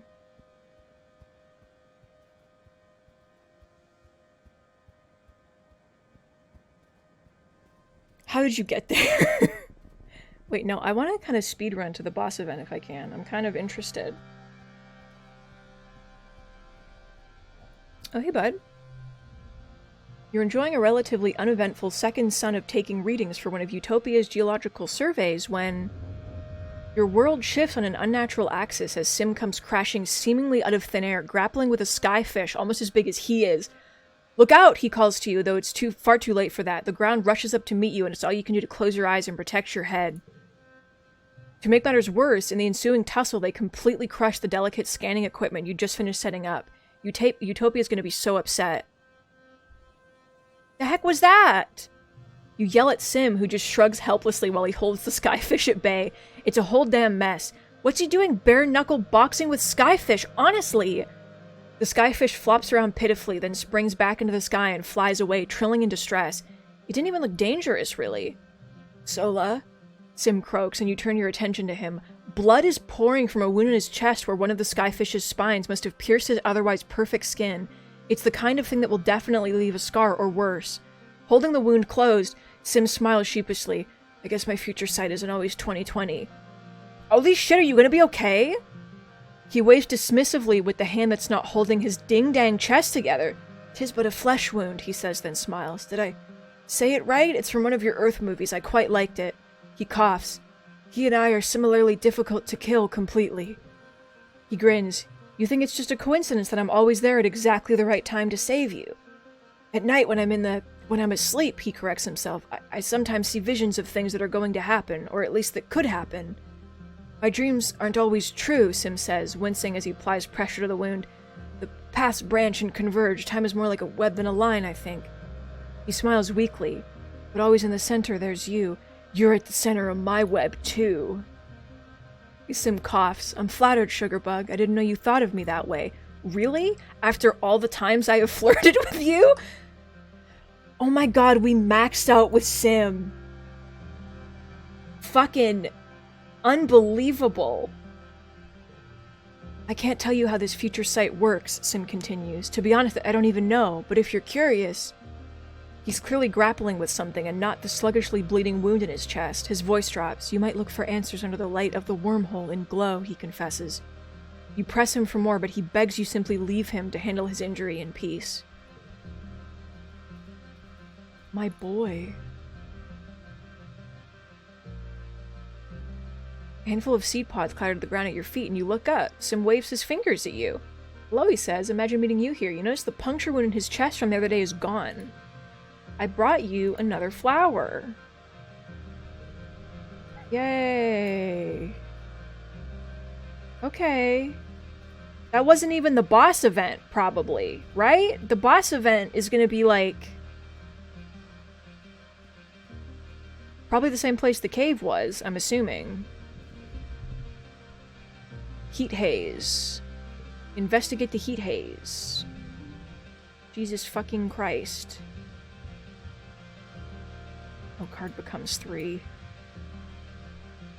It's fine. They're all red. We got a 5.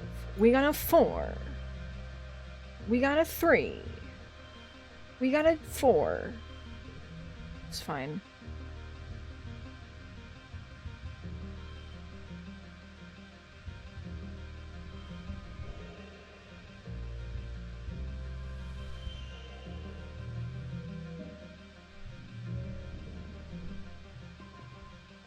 Oh my god, it's the thing with the mirage again.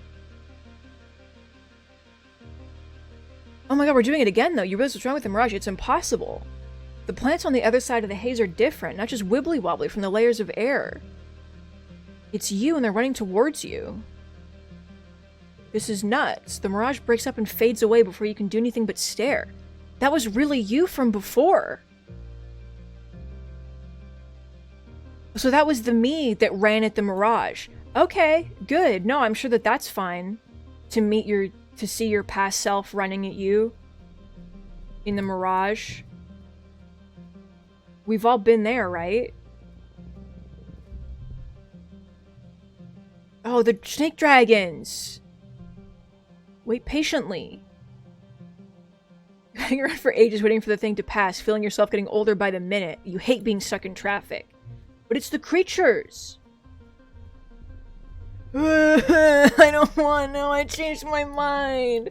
I changed my mind. I don't want it anymore. No, I fucking hate these things. I don't want to be here.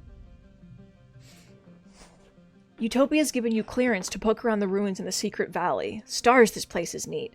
This thinks so too. At least we didn't have to climb back down again, he mutters, but you can tell he's excited. The buildings are arranged in a spiral formation around a central point. They're made of that oil-slick obsidian, something that looks like petrified bone, and have parts missing where some other organic material has long since rotted away.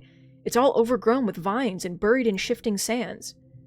You follow the spokes of the streets until you approach the center of the valley, where a large pyramid-shaped building sits surrounded by thumpers and a variety of other smaller buildings. You walk all around the massive pyramid, but you don't see any entrance into it. It's sealed tight. It vibrates with significance and looms hugely in your dream memories. You feel faint just being close to it, but Dis doesn't seem to feel anything. When he insists you give up and investigate something else, you don't complain. The 4 thumpers are in careful alignment, forming a square with wide paths between them and the pyramid in the center. One is almost totally reduced to rubble. None are still active. Yeah, Becca, I too have been thinking about the bone machine that was like slowly approaching and like on the move. And where did it go? We should probably go like find it again and try and make it like not do that. Smaller, more deteriorated pyramid buildings dot around the valley, purposes unknown. There are also dozens of little obelisks, a couple meters wide with a circular design on one side. You approach a random one of these on the edge of the valley. Like the door in Dis's monitoring station, you know what to do. You get right up close to the circle and touch it, and the iris door slides open. Now you're looking through a large round door into a small featureless room. Quite small, quite featureless, totally dark, very creepy. But you can hear a faint hum. Is it still powered?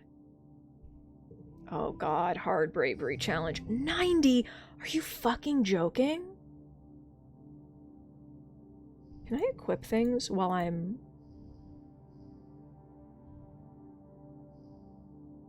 Can I equip my... Ah, oh, fuck. I forgot that I didn't equip something during the thing. Okay. Alright, I want to save the 5. And then I want to... Okay.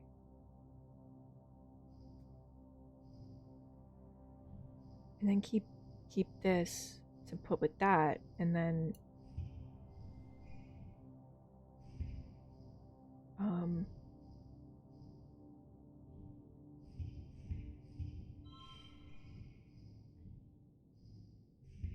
$26. No, it's all 5s. It's 26 if it's all 5s. Okay. Try again.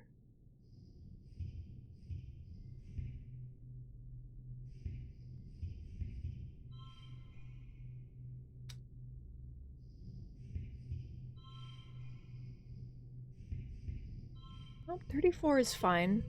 30. These are bad cards. I need to draw.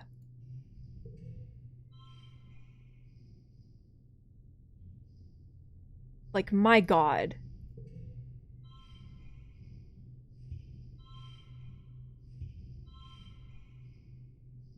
Okay. Beep. I did it!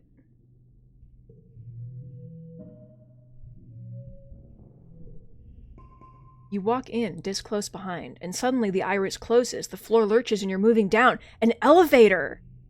The elevator squeals and grinds away like it hasn't been used in literally thousands of years. It doesn't go far, then grinds to a halt, and the iris opens to reveal a large room with obsidian walls. Like all convergent domain spaces, it's more cave than room, with stalactites everywhere and a giant lumpy mounds of fungus. You wonder if the obsidian stuff they built with melts over time, running and dripping in extreme slow motion. There are consoles on all the walls, like this is some kind of control room, just like in the monitoring station Dis found. Most of it is long, dark, and covered with a thick layer of dust, except one device with 2 weird, bony, knobby sticks poking out. I hate it. You're starting to get the hang of these convergent domain interfaces. You just take a hold of these 2 stick thingies, and you cease to be yourself. Good. You're like a visual, audio, and weirdly tactile representation of something vast. You have a feeling of being in a large and complex space. No, like you are the space. A digital space, like a computer system. As if you were sucked inside a 3D representation of the HoloNet, and you could see files and processes and whole worlds of data, but in alien formats that speak to you more in sensation than logic. You let go of the sticks and the console room comes back. You grab them again and understanding fills your head. It feels not at all like that different from your bouts of deja vu remembering, like of memories being inserted into your mind, and you suddenly just know how to use this interface. You just think where you want to go or what you want to know, and away you go. The word array comes to mind. A network of computers hosting millions of data nodes, information on every part of the planet, from weather to soil conditions to individual creatures. Not just computers, but entities that feel intelligent, and also digital, artificial consciousness, like your ship's AI congruence. They're processing all that data and triggering subroutes to make minute changes on the planet's surface. Then a booming voice enters your brain and obliterates all else, speaking more in abstract thoughts than words, but loud. What are you doing in Wormhole Observatory Array Console 5? You nosy little creature! Then an explosion in your head, and you're thrown backwards and out of the array. There must have also been an explosion in your hands, which are now singed. The console is blown out and dead. You're shaken. Something didn't like you poking around in there. Whatever the array is, whatever lives in it, has been watching you, probably ever since you landed. You have a feeling Sim has something to do with this. He's either in league with the array or he's part of it, but knowing Sim, he won't tell you anything until he's ready to. You tell Dis about the array and the voice saying Wormhole Observatory. He looks around impressed. The convergent domain was sure up to some shit, he says. And now you know about the array and how to access it. That could come in very useful if it turns out to be a danger to your colony. You decide to call it a day. Your arms feel all tingly and weak from getting electrocuted and your heart's still thumping a mile a minute. But you'll be back. Yeah, dude, let's go home. We're feeling really good. Hell yeah, dude. Hug the puppy. Hug the puppy.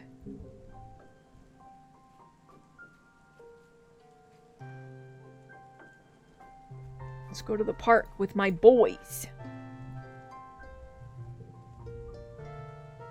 You're playing with Sir Hopsalot in the park when you hear a rustle from a nearby bush.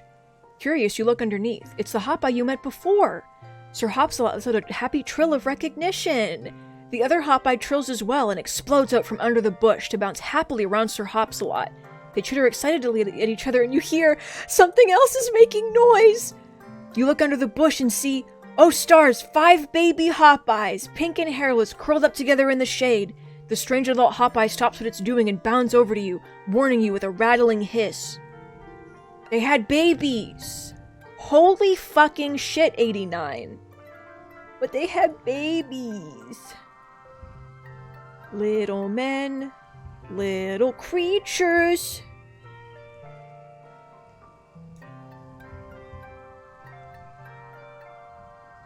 You're 15, or... I mean, not 15, 25, 22, 21... We got the, yeah... 23... This is not going well for me, like, emotionally, so... Oh, there's no brain cards. 7, 7... 8...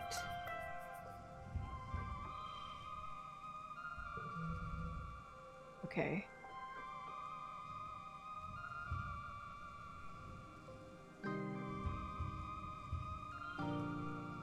Ten. I have 2 of these. Wait. 10.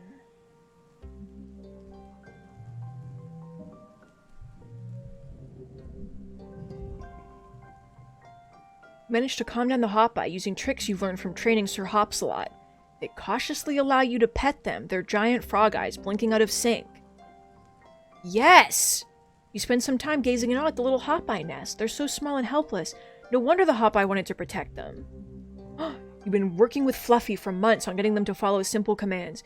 You're getting pretty consistent results with 1 or 2 at a time, but they get bored and wander away if you try to do a longer session. You've set up a small obstacle course in the garden, consisting of a few ramps and balancing beams. Fluffy looks at the treats in your hand expectantly. Hell yeah, dude! This is so powerful. 444... 448...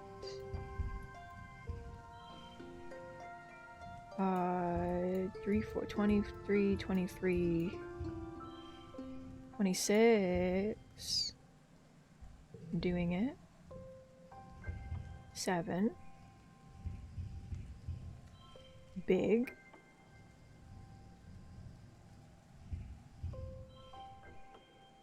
Oh, it's not a... Wait, I can change the suit of a card, right?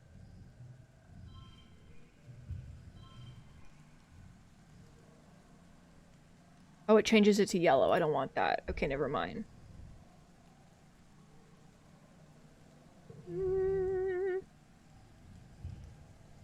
5, 5. 9. Oh, cause it...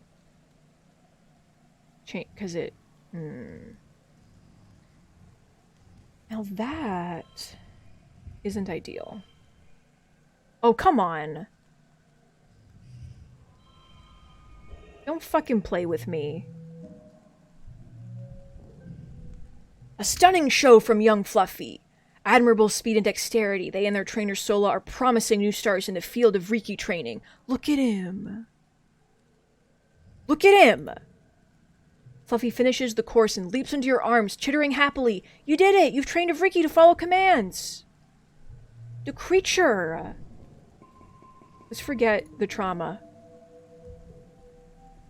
Okay, and now... gear. Hop by 3. Ricky 3.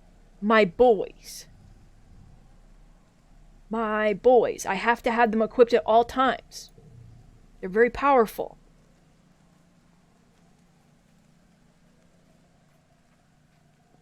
Okay, I'm going to take a quick bathroom break. I will be right back. I'm also going to grab a little snack, a little treat. BRB.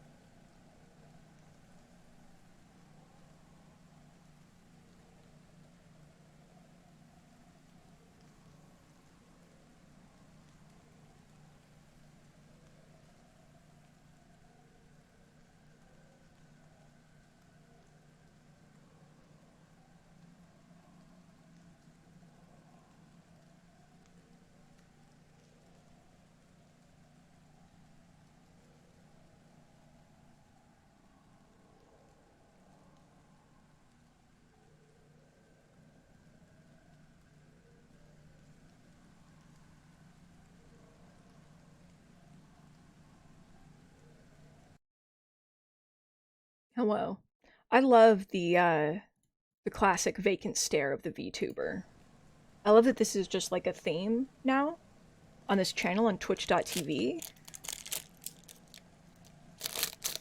Let's say I'm eating a Nutri-Grain bar again. Can I just express my disappointment that the game didn't introduce Hot-Eye babies and then have every single one of them follow me in the game? So... was really excited to get just like a bunch of Hop-Eyes as pets, but instead I was let down. You two are standing really close.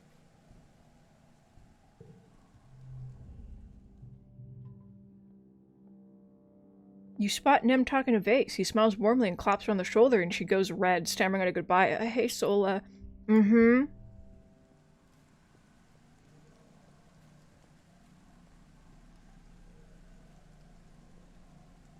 Okay, it is true. Imagine the terror of having a bunch of babies following you. That's true. That's a good point. I'd be very frightened.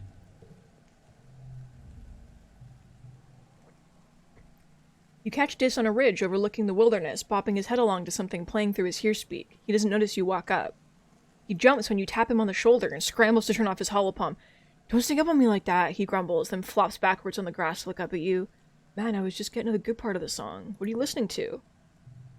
This looks away. Just some old music from Earth. You probably wouldn't like it. Try me. You sit down beside Dis and extend your hand to link your holopalms. Dis stares at you for a few seconds before pressing his palm to yours, and the music floods your brain through your hearspeak. Dis takes his hand back and weaves his fingers together, timid. I listen to a lot of Earth music, he says. Do you like it?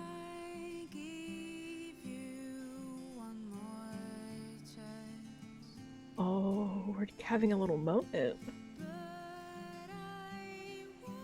I see.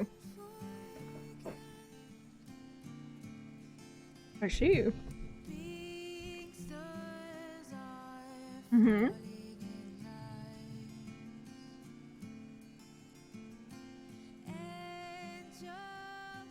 Just cracks a small smile, relieved.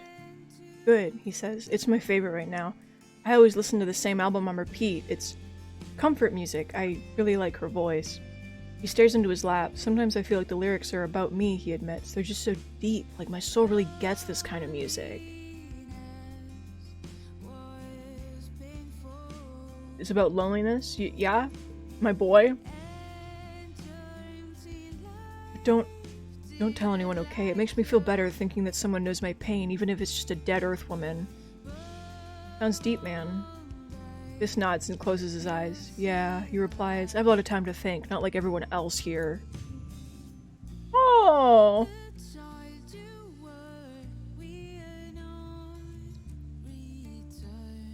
You lie back in the grass and listen to Dis's music for a while. Let's hold his hand. I love this boy. He's so weird.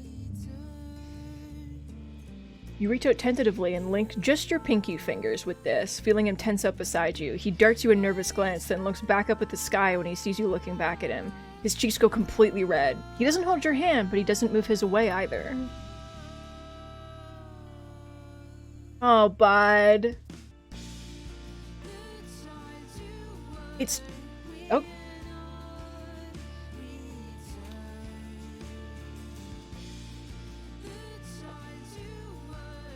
Like, I want romantic scenes with everyone. I want to see it. Hanging out with clinical depression.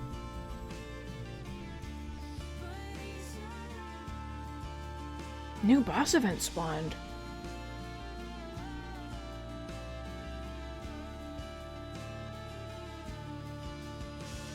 Again?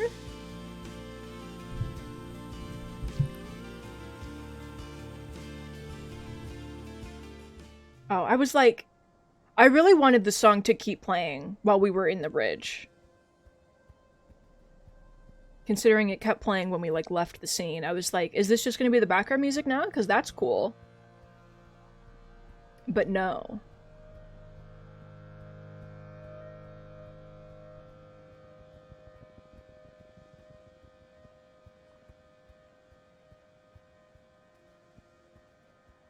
Hi, buds.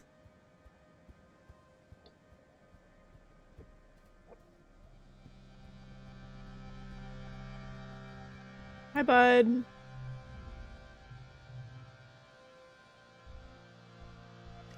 No. Our relationship is at 100, man. I don't know what to tell you. You know?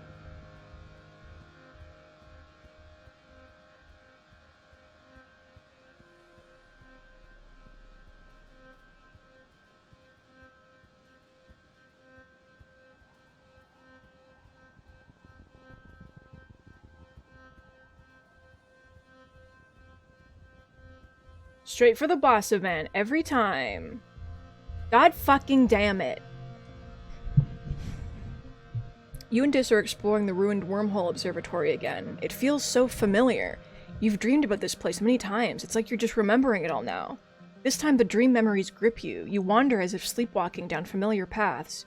You look up and see the wormhole faint in the sky above. The time is right to observe it. Dis tries to keep up. Where are you going? He asks angrily. You don't answer. You're trying to concentrate on finding the place. You approach the large pyramid in the center of the complex. Beside it is one of the smaller elevators, a little monolith with a round iris door. This is the place. Your head throbs with it. Even standing outside, you know there's something down there. Find a way in. You look for one of those elevator monoliths near the pyramid and find it, but it's overgrown with snaking vines and brambles with very large flowers all over. You could push through them, but...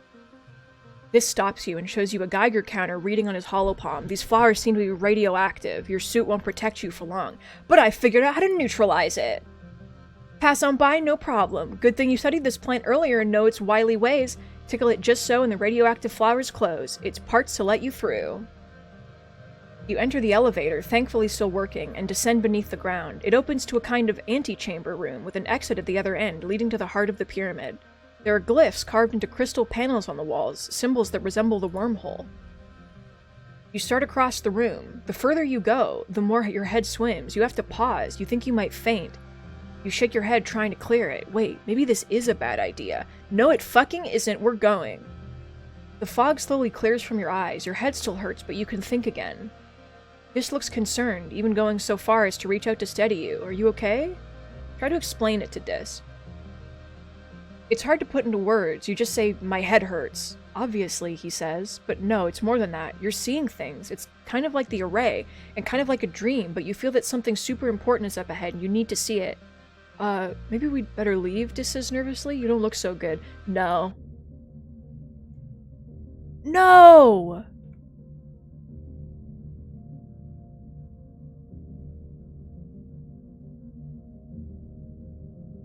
Nitra less than 100, any toughness 50 or greater, or reasoning 50 or greater. Oh my god, we're 2 points off! We're 2 points of toughness off.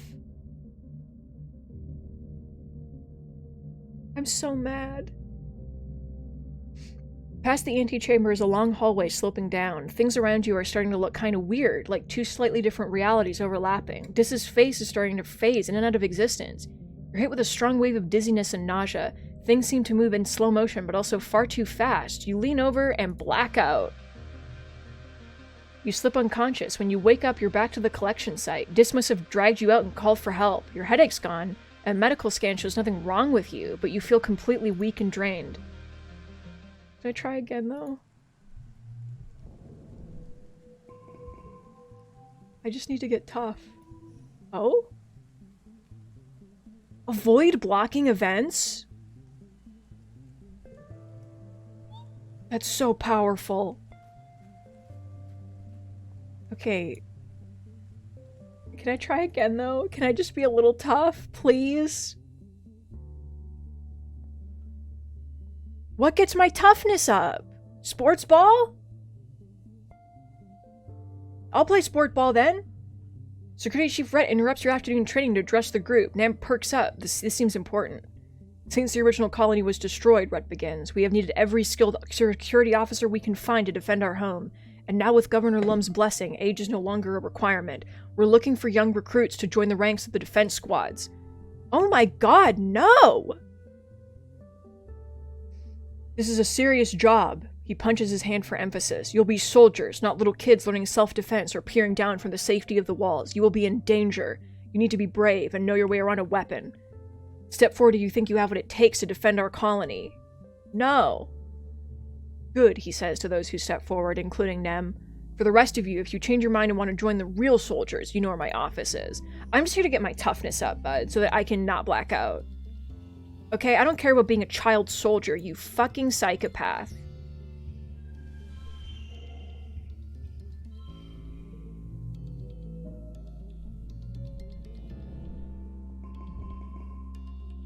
It didn't do anything!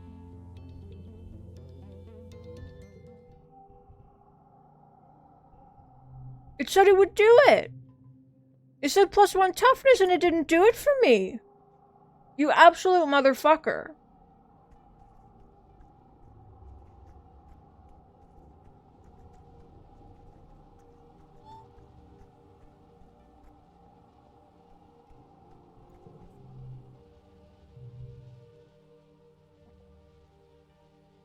Is there like...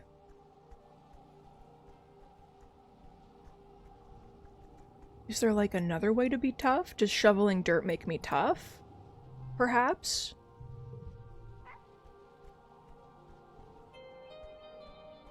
I need to not black out in the pit. This is very important to me. Oh, it's because I'm injured. Fuck. Okay, this does toughness, though.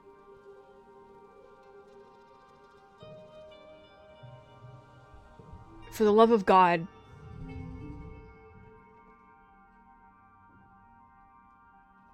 This is the worst day of my fucking life.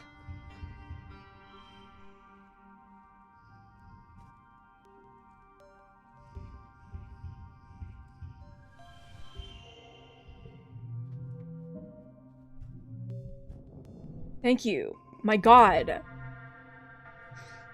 You're lying in bed staring at the wormhole through your window when you hear a deep thump resonate through the ground. Then a second one, quieter. The woven roof of your room quivers, unleashing a season's worth of fine glowing dust to sift through the air.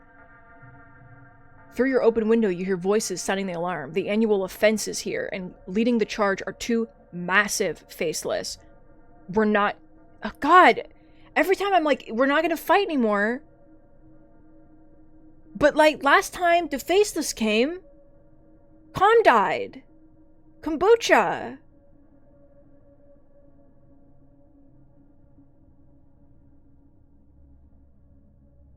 Who will perish, you know? It's an important question. Who will perish?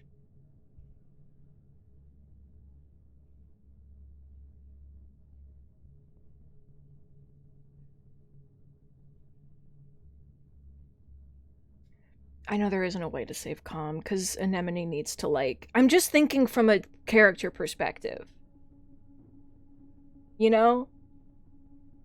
I'm trying to roleplay to an extent. And I'm like... I'm tired of killing the creatures. I think we're gonna hide. Just hearing people shouting about the faceless triggers panic. Your chest clenches, your guts roll, and you break out in a cold sweat. Trauma.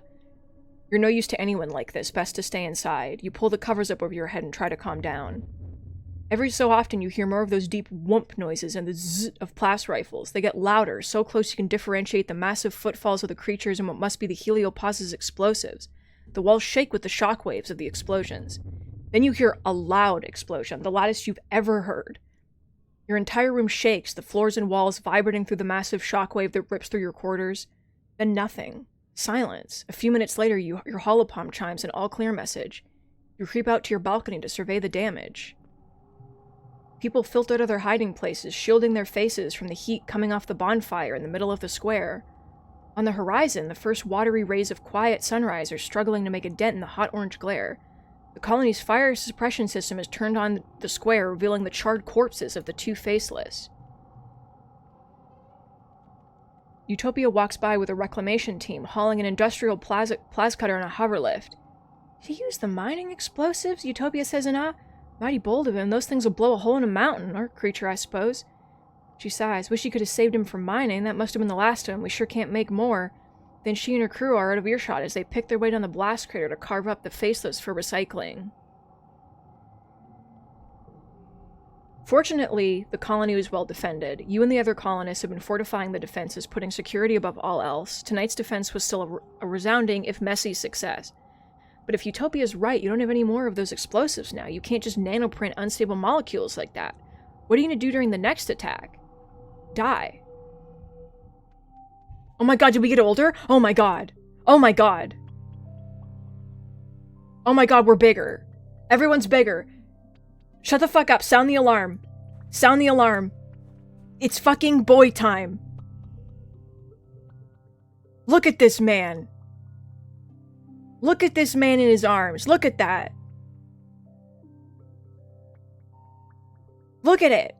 Cal's digging at the garden with even more passion than usual. Stupid soldier assholes, he mutters, throwing weeds into a growing pile. They think they're so important. Well, you know, it's harder to grow stuff than it is to kill it. Not that they would know.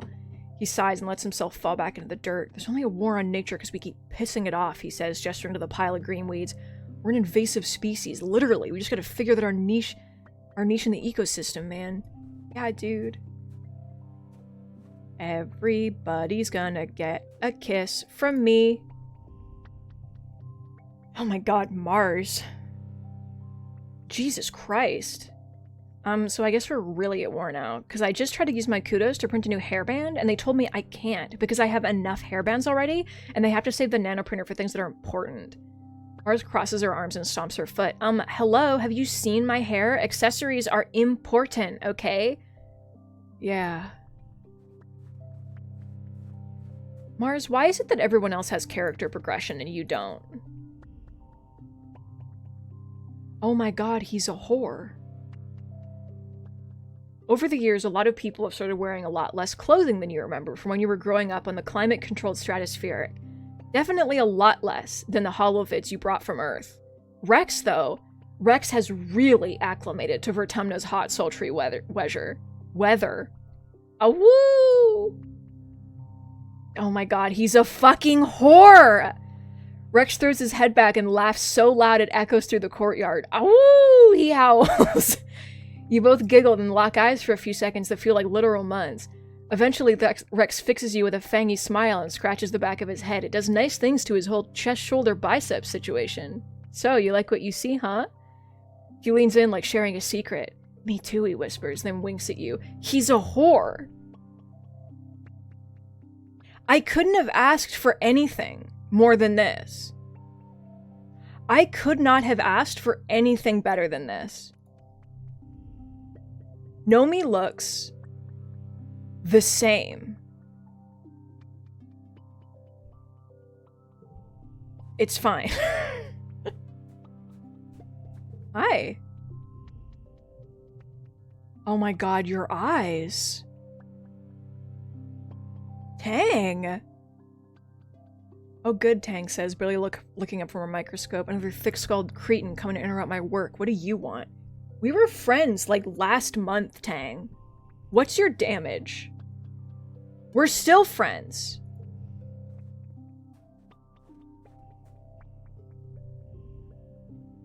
Oh my god, Anemone. Come across Nem just sitting on a bench, her rifle slung across her knees as she stares into the middle distance. She snaps to attention when she sees you. Oh my god.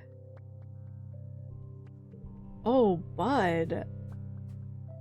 Hi. This is a serial killer. You spot Vase talking to a small group of other soldiers and walk over to see what's going on. Vase gives you a cool look as you approach. If you're looking for Rex, you're not going to find him here, he says, and the other soldiers snicker like they're sharing some kind of private joke. You should try out back, or maybe the personal quarters. They're slut-shaming my boy! They're slut-shaming him! Rex has fucked all of the soldiers. He's fucked all of the soldiers! Fucking unbelievable energy. Unbelievable energy. Indescribable power. Hi, bud. Look at you and your robot arms. Oh my god, you got a tattoo. Where'd you get that? Where did you get that? Little alien boy.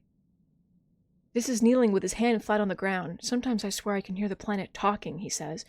Everyone always told me I was weird. Maybe they were right. Well, I'm not gonna argue with you, but... Okay, well, we're tough. Can we go and... I'm so tall, too. Like... You're injured. No!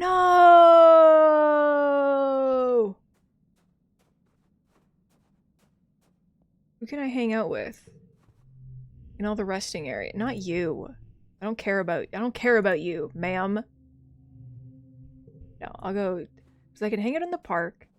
But I want to see if my friendship will go up with other pieces. Oh my god, this fucking boy. This fucking dog. He's in the lounge. I'm going in the lounge. You're relaxing after hours when Aunt Em pops her head into the lounge. The kitchen, she announces in an artificially sweet voice, is looking for someone to help with part-time cooking duties. Someone young, someone responsible, someone organized. Someone, she stares pointedly at the teens in the room, who might have too much free time on their hands. Sure. She bustles over to you. You'll be perfect, Sola, she says, hugging you. Then loudly to the others in the room, she declares, I'm glad somebody around here is responsible enough to put in their share of work. You have horrible vibes. Everyone else ignores her, shifting awkwardly. No one wants to disappoint their auntie. Aunt Anne gestures towards the nearby cafeteria and tells you to come by next week so she can show you the ropes. No. I don't want to forget. But it's a bad card.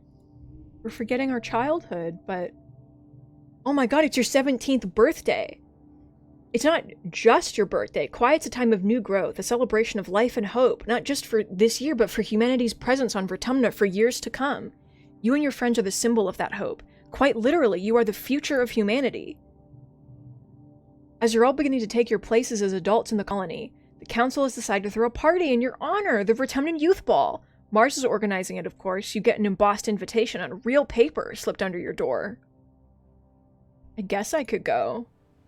You slip into some party clothes and head over to the lounge to celebrate. Well, yourselves, and yourself specifically. It is your birthday after all. The lounge is all decked out. The decorations look expensive. Must have taken a lot of nanoprinter creds. Your friends are transformed too. Everyone's dressed up and looking like the young adults you're becoming. You can hardly recognize some of them. Let me see them though, in their pretty outfits. Mars catches your eye and waves, her bangles jingling joyfully. She looks like a model from her holomegs, every inch of her primped, painted, and perfumed. Sola, happy birthday! I'm glad you could make it, she says, over the steady thrum of the music. Drinks are over there, make it your song request a congruence, and take off your shoes. You look down at your boots, then back up at Mars skeptically. She rolls her eyes and does a little bounce. Sock hop? Just like Earth, duh. These two next to each other is going to send me into space. At the refreshment table, Cal is stuffing his face with party food, and Rex shoves 2 glasses of punch in your hands. Gotta stay hydrated, he says, pouring himself another glass. We'll be sweating it out one way or another. He winks at you. Oh my fucking god. Don't let them fool you, Tangent mutters, joining you. She smears a glob of something pink and meaty looking on a cracker. It's a well-documented phenomenon that people inexperienced with imbibing alcohol will begin to act as if they're drunk, even if they're completely sober. To Rex, she adds, I mean, of course, that I am not going to suffer any bad behavior. Rex grins as he pulls a flask out of his vest and pours a healthy addition to his glass. Who says it's gonna be an act? Let's get a little loose. Come on, it's a party. The music changes to something with a fast, pounding beat. Rex throws his head back and howls. Let's go, baby. His vest? Where? There's no vest. Look at his slutty waist. You, Rex, and Mars take to the dance floor. After a while, Nem follows, pulling Vase behind her.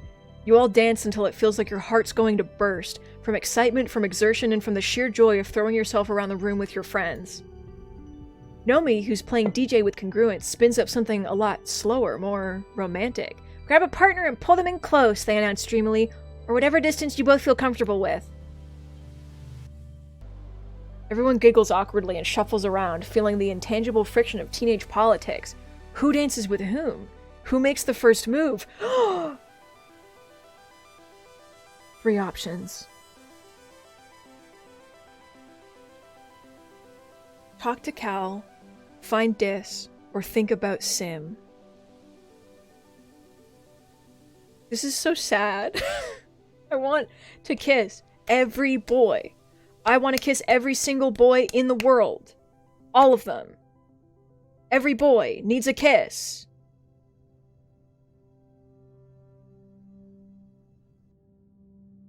Cal, I love you. I feel like we haven't really gone on the romantic path with you, my boy.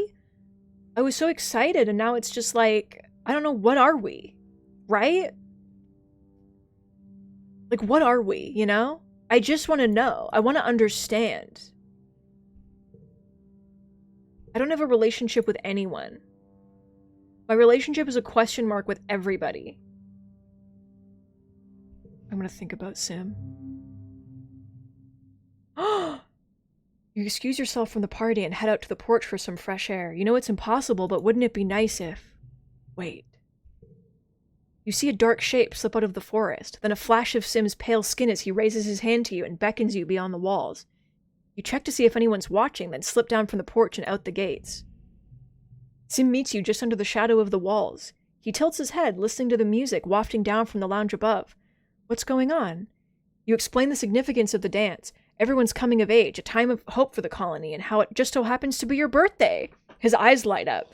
It's your birthday, he says, and holds his hands out to you. It's customary to give presents, is it not? Perhaps a dance? This is so cute! This game is so cute! It's so fucking awful, and the trauma... There's so much trauma, but then also... It's cute. You embrace Sim, not expecting him to be much of a dancer, but he surprises you. He moves with a fluid grace that easily compels you to follow his lead on a tour of the leeward side of the walls. When the song ends, you reluctantly part and head back to the lounge. You don't want anyone to ask questions about where you've been. On the way back, you have to sneak around Nem and Vase. Luckily, they're too busy making out to notice you slip past them. Oh, Anemone. Honey. He's no good. After the slow songs, Nomi spins Congruence's music library to something with a little more bounce to it. The dance floor once more floods with bodies ready to gyrate the night away. But the tunes are abruptly interrupted by Governor Lum's hearspeak hijacking the feed. He strides to the stage, flanked by Security Chief Rhett. Everyone on the dance floor whines in unison at having some buzzkill adult stop the music, but Lum just raises his hands and smiles indulgently. "Look at all of you," he says, "young pioneers. I look at you and I see the future. Not just of this colony, but of all humanity." You catch a few people rolling their eyes. You've heard this before.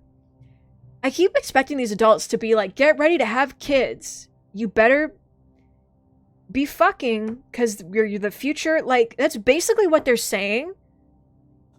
Red here, a good man, a real good man, really the best of the colony, shared this poem from a great earth poet, Lum continues. Now, I'm not one for poetry myself, but damn if it's not something I want to share with you kids. Tonight, on the eve of something really big. He clears his throat and reads from his hollow palm. "We cannot tarry here. We must bear the brunt of danger. We the youthful, sinewy races, all the rest on us depend. Down the edges, through the passes, up the mountains steep, conquering, holding, daring, venturing as we go, the unknown ways, pioneers, O pioneers. We primeval forests felling, we are the rivers stemming, vexing we and piercing deep the mines within. We the surface broad surveying, we the virgin soil upheaving.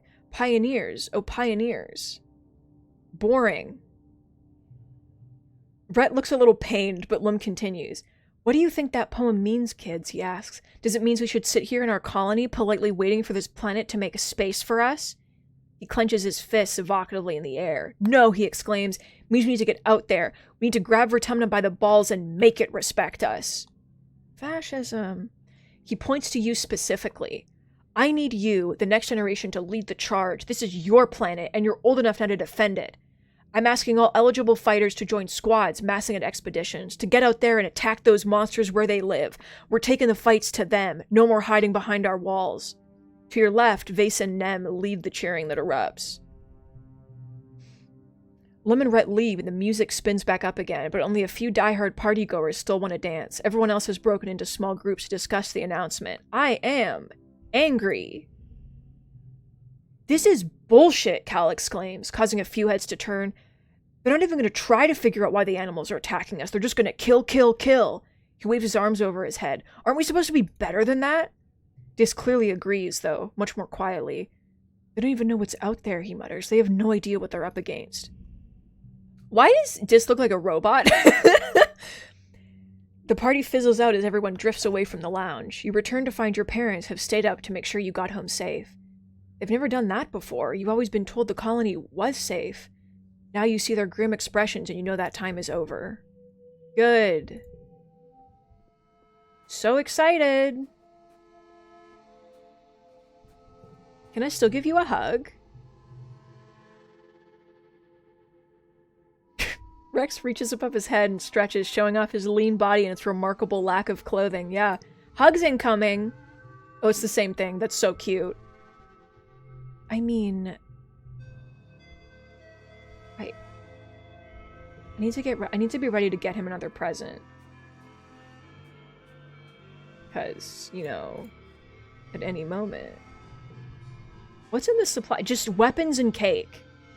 That's in the supply depot. Weapons and cake. Nope, I don't.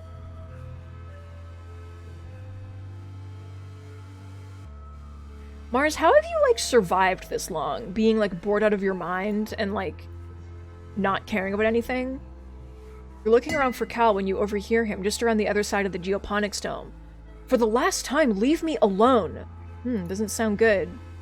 You get closer and find Cal facing down Rhett and Vase. They've cornered him, their body language calm and relaxed, while Cal's so angry he's almost shaking. "Cal, please listen to us," Rhett says, spreading his hands. We're not here to conscript you. I can't force you to join the army. All I'm saying is that I need good, loyal, strong young men like you out there on the front lines. Rhett smiles. You're a good boy, Cal. I admire your passion for peace and your dedication to fighting for it. That's why I'm here, asking you to help me protect the colony. Protect the colony, Cal spits. That's such a lie. You're not protecting anything. You're just slaughtering defenseless animals in their homes. It's disgusting. Hey, Vase retorts, taking a step forward with his fist raised. Show some respect. Cal squares up like he's ready to take the hit. For who, he asks, voice sharp. Psychopaths like you? Vase roars and looks like he's about to take a swing, but Rhett holds him back with one raised hand. Vase slinks back to Rhett's side, glowering at Cal. I can tell you need a bit more time, Rhett says. I just want you to know that my door's always open. Are they bothering you, Cal? Your mom comes up behind you, her presence smothering the encounter like a blanket over a fire. I need you inside, she says to Cal, then turns to Rhett. My people are too busy filling your soldiers' bellies to listen to your war stories, Rhett. Don't worry, she says, patting her artificial leg. He gets plenty of war stories from me. Mom is the best. Rhett backs off. You're right, Flulu, he says placatingly. I've taken up too much of young Cal's time. Vase looks like he's about to lip off again, but Rhett speaks before he can. All I ask is that you keep it in the back of your mind, Cal. When you come around, I'll be happy to talk about your options. With that, they leave. Vase gives you a scathing look as they pass. Cal sits down heavily on the sack of fertilizer he must have been carrying before Vase and Rhett cornered him. This isn't even the first time, he mutters, his face in his hands. They're really dead set on getting me to join the hunting parties. I told them I don't want to kill anything, and Rhett was like, it's okay, you can just tell us how to kill them. He looks up exasperated. Like that's any better. I wish they'd leave you alone. Me too, Cal sighs. You have a real messed up idea what it means to serve the colony. Like, who do they think grows their food? Ghosts? Cal picks at a loose thread on the sack he's sitting on. Man, this whole war is light speed stupid, he mutters. Lum and his people come crashing in here and think they run the place because they have bombs and guns, and nobody stops to think like maybe we're actually the invasive species here. We need to live in harmony with nature. Ignore the animals I killed. I'm glad you agree, Cal says. I just feel like we just showed up and plopped ourselves right in the middle of the food web, Cal continues, and we didn't even think for a second about the chaos that would cause on the ecosystem. We owe it to this planet to do our best to try to understand. Cal looks out towards the walls. Maybe the answer's out there, he says quietly. You go on expeditions a lot, right? Can you keep an eye out for, like, the answer to everything? Cal's shoulders slump in a sigh, and he pushes himself to his feet. Man, I wish I could still talk about this stuff with Anemone, he says, slinging the sack of fertilizer over his broad shoulders again. You can see why Rhett wanted to get him in the defense force so badly.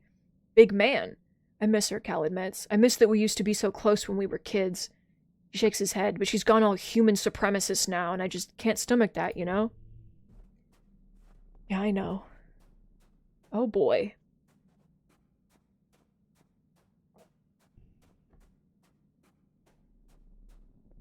Anyone else have anything to say to me? There's a log. I will be taking it.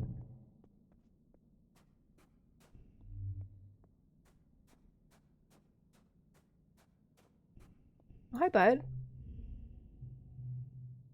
You leave the front gates and see Dis talking to one of the senior surveyors. He listens intently to their instructions, and the surveyor hands him a satchel of instruments and claps him on the shoulder before walking away. Dis turns to you. Hey, Sola, he says.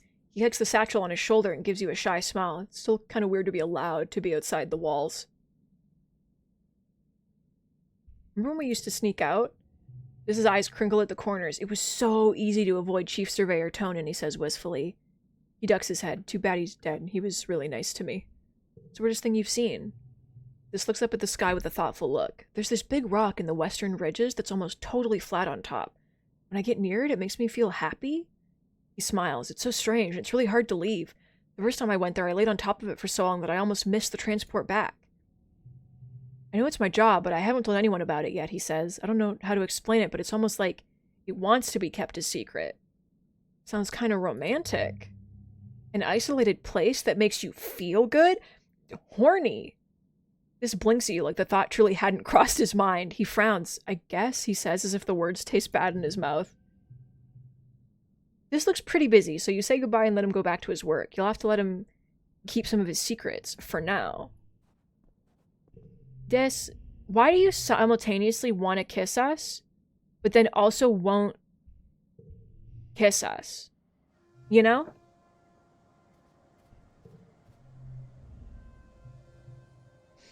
You report to the expeditions tent to find not just Utopia, but Security Chief Rhett and Vase as well. I just can't spare any more of my people, Utopia is explaining to them. We've already pulled almost all the foragers, and we're already running skink crews in the ridges as it is. There's one more person you can spare, Rhett replies, turning to face you. Hello, Sola. How'd you like to transfer into one of my hunting parties? Utopia tells me you're one of her best explorers. We could use someone like you. He indicates Vase. I need someone who can keep up with this one. Vase puffs his chest out proudly. No. I'm not gonna kill. Vase scoffs, even if it was trying to kill you. I knew you Strato kids were soft. I didn't know you were suicidal, too. Not everyone's cut out for life or death situations, Rhett says, then turns to you. You know, Sola, it's not all killing, he continues. Sometimes it's about tracking and identifying dangerous creatures before they reach our walls. You wouldn't necessarily have to kill them. He holds up his hand. But you don't have to decide just yet. Talk to Utopia later if you change your mind. I won't. I don't think that Sim would like that very much, and I'm trying to kiss him. And everyone. Didn't I have the skill to, like, bypass obstacles now? The sun goes behind a cloud and you feel a light splattering of rain. It sizzles into the dry, hot ground around you, providing a little relief from the heat of the day. Then you realize you don't see a single cloud in the sky ahead of you, and it almost never rains in the western resting ridges. The plants here rely on nighttime dew for moisture. Is something peeing? A herd of float cows are bobbing overhead like hot air balloons, drifting west in the prevailing winds. You've seen these creatures being milked in the colony farms. During migration season, their helium sacs swell to make them lighter than air so they can safely travel great distances. You've also heard what they used for ballast. That wasn't rain at all, it was float cow piss.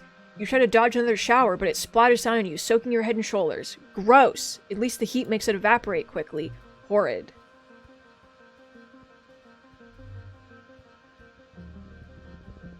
Oh, I can just walk, if I, like, avoid them.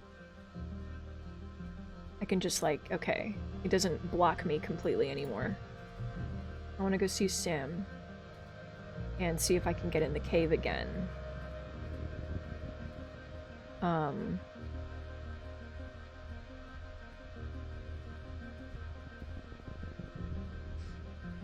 Hi, bud. You think you see Sim running through the trees up ahead near the edge of a cliff. You call out to him, but your voice is drowned out by a screeching roar that shakes the forest. A manticore! You're feeling a remarkable lack of self-preservation today, so you holster your scanner and follow the noise through the trees. You find Sim fending off not one, but 3 manticores at the edge of the cliff, his back to the fatal drop behind. He's bleeding profusely from his hairline, and his left arm hangs useless at his side. He doesn't even register your presence as he tries to calm the beasts with soothing sounds. One of the manticore knocks him off of his feet, and your heart lurches as a spray of stones clatter down the cliff. The beasts have him completely at their mercy. The lead manticore's delicate feet pin Sim's tattered clothing to the ground, spittle drooling from its misshapen jaws, and you watch Sim's expression twist with an emotion you've never seen in him before. Fear. Fuck. 90. Fuck me. It's fine. It's okay. It's fine. It's okay.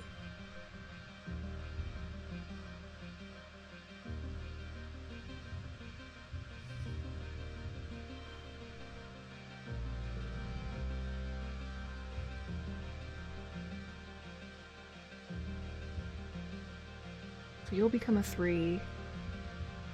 2, 3, 4.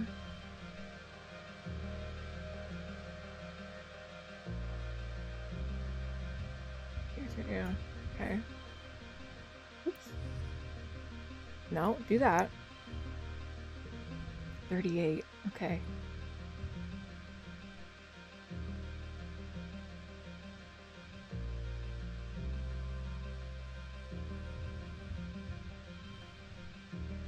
Why are we turning into 4s? What's happening?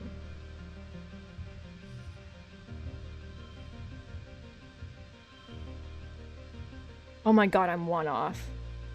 It's not it's no. I simply won't allow it, so that's something to kind of like jot down. Oh, because this becomes a 6.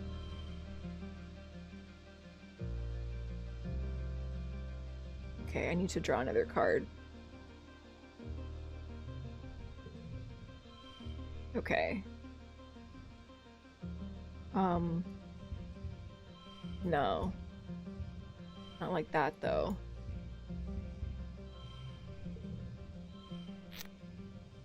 I could have just done this. I'm stupid.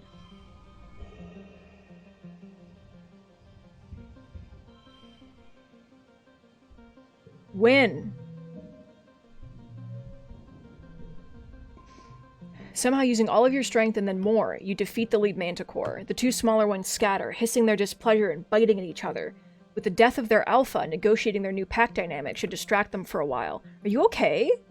Sim waves you off with the arm that doesn't hang limp at his side. I'm fine, he gasps. I feel pain, but it does not control my behavior as much as it seems to in humans. Sim was barely standing upright after that battle. Truly, he wasn't much help this time, and it seems as though despite your best efforts, his strength is fading fast. He stumbles into you, knocking you both to the ground. He lands on top of you, your legs intertwined and his weight pressing you into the dirt. Oof, he gasps. You can feel every inch of his long body against yours, stirred to quickening by the adrenaline of the fight. My hero, he murmurs, his eyes fall to your lips. I mean, we're gonna kiss the alien. There's no option.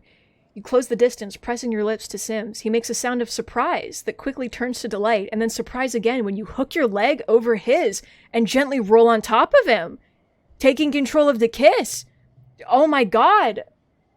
Oh my god. Sim kisses with a charming innocence at first, clearly improvising his way through his first kiss, though he's quick to respond to your touch. You flick your tongue against his lips and he opens his mouth to you, allowing you to taste deeply of him as his good hand digs into your side. Hey, why am I reading softcore porn? It's not long at all before he's responding in kind, and you're both breathing heavily into each other's mouths as you discard all sense of propriety and grind against each other in the dirt. Oh my god! Oh, Sim gasps as you break for breath. He sounds dazed. Is it always like that? You wouldn't know, but you nod anyway. Sim makes a hungry noise and claims your mouth again, kissing you passionately. I wanted to do this for so long. Sim looks unusually bashful. I have as well, he says. Everything I've learned of love has been from researching your holographic videos, he continues quietly. I did not know that it was possible. I did not have words for this feeling. I love this planet deeply, he says. You listen intently, playing with a lock of his hair, and I love my purpose here. I love every living thing, and I take comfort in knowing our fates are inescapably intertwined. Sim places his hand over your chest, but there are no words for the feeling I have here when I see you, like an ache that pulls me to you. I envision things with you that are impossible to explain. Sex? He looks away and you see color rise to his cheeks. Forgive my crudeness, but I know of the biological imperative of all life. Gardeners do not share this imperative and do not feel driven to physicality, but with you He bites his lip. Perhaps it is this body. Perhaps it is you. All I know is that I would very much like to kiss you again, and I would not like to stop. Manticore! Hello! I see that you're in the middle of an intimate moment. I have come back. You're about to grant his wish when you're both startled by a crashing sound from the trees. You jolt apart in time to see one of the two remaining manticores break through the tree line and roar at you, blood and spittle spraying from its ravenous jaws. There's no sign of the other, clearly lesser manticore. Run, Sim gasps, pulling you both to your feet. He gives you a push and you start running parallel to the cliff, trying to get some distance before it's safe to duck back into the trees. You don't hear Sim behind you. You whirl around just in time to see Sim clash with the manticore, grappling with its huge front claws as it pushes him closer to the edge of the cliff with dancer-like strength. Did we save him for nothing? Go, Sim yells, rocks scattered on the cliff by his feet. Please, Sola, just go! You don't even have a chance to be a hero. The manticore takes Sim's neck in its jaws, and he screams in pain. Oh, God.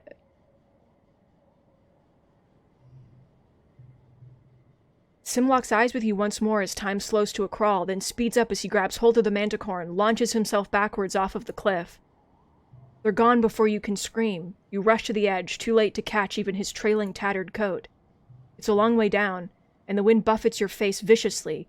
You try to blink away the image of their bodies falling through the air, now seared into your memory. You turn away from the smudges at the bottom of the cliff, but you still see it. You sit down stunned and stay that way for a long time. How can he be gone just like that? But, like, can he be gone? Can he die? What a great ending to our first kiss in this video game that we got. You know when the game is like, do you want to kiss someone? And you're like, yeah. And the game is like, you fucking idiot. You're a fucking idiot for thinking even a moment that you could have joy in this video game. There won't be any funeral for him, the alien who would be human. It's not like you can bring his remains home to be properly recycled. It's a small comfort that at least out here won't be long until nature takes its course. Sim would probably have wanted that, you think. With a heavy heart, you return to the transport station. You just want to go home. But like...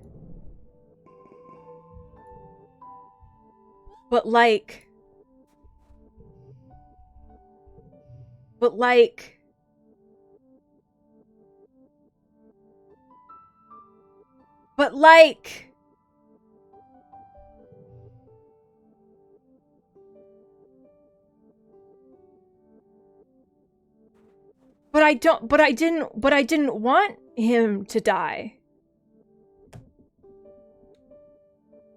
Did the game think about that? Did it take even a moment to consider that maybe I didn't, like, want that to happen? Like, literally, the moral of this game is do not love anyone. They will die. You like a character? Fuck you. At least my boys are here. But, like, it's over for me, emotionally. So...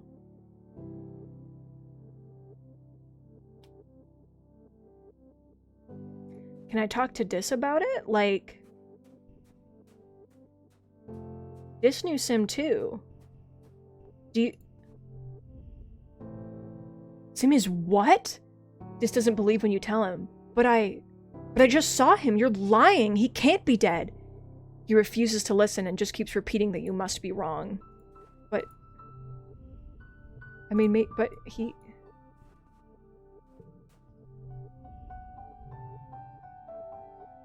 I'm going to the ridge.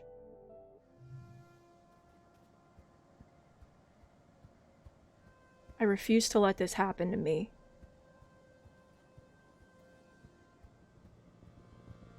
I refuse to acknowledge it as a fact.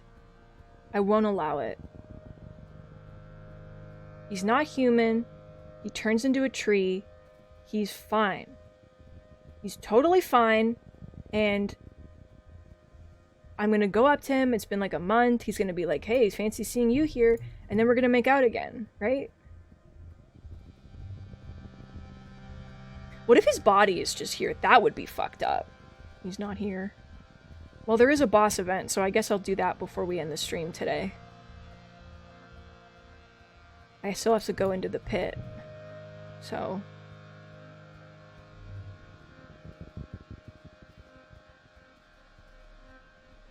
Cool. Feel really good. I'm just feeling like super positive, you know, about everything right now. Hi. God, yeah, keep picking up the strange devices. Return with Dis to the pyramid in the ruined wormhole observatory, the headache building. This again? Dis asks unsure, are you sure you want to go in there?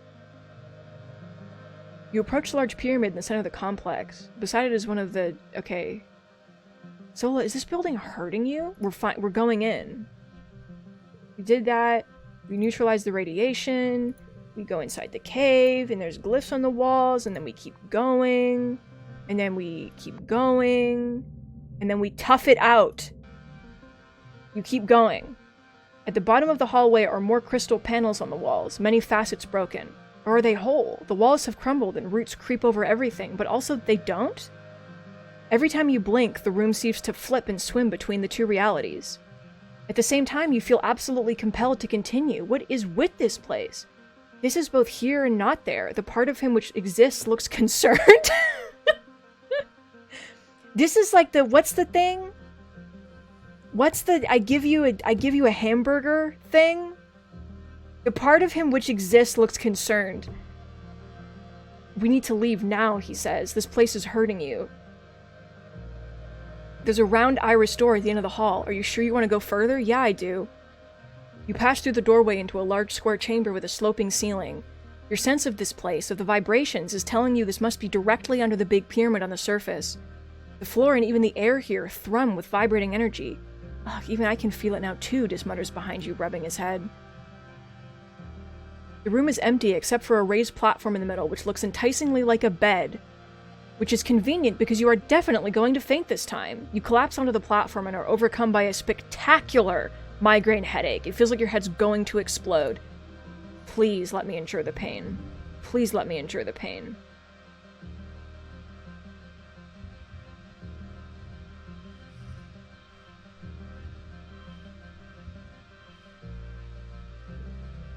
Okay.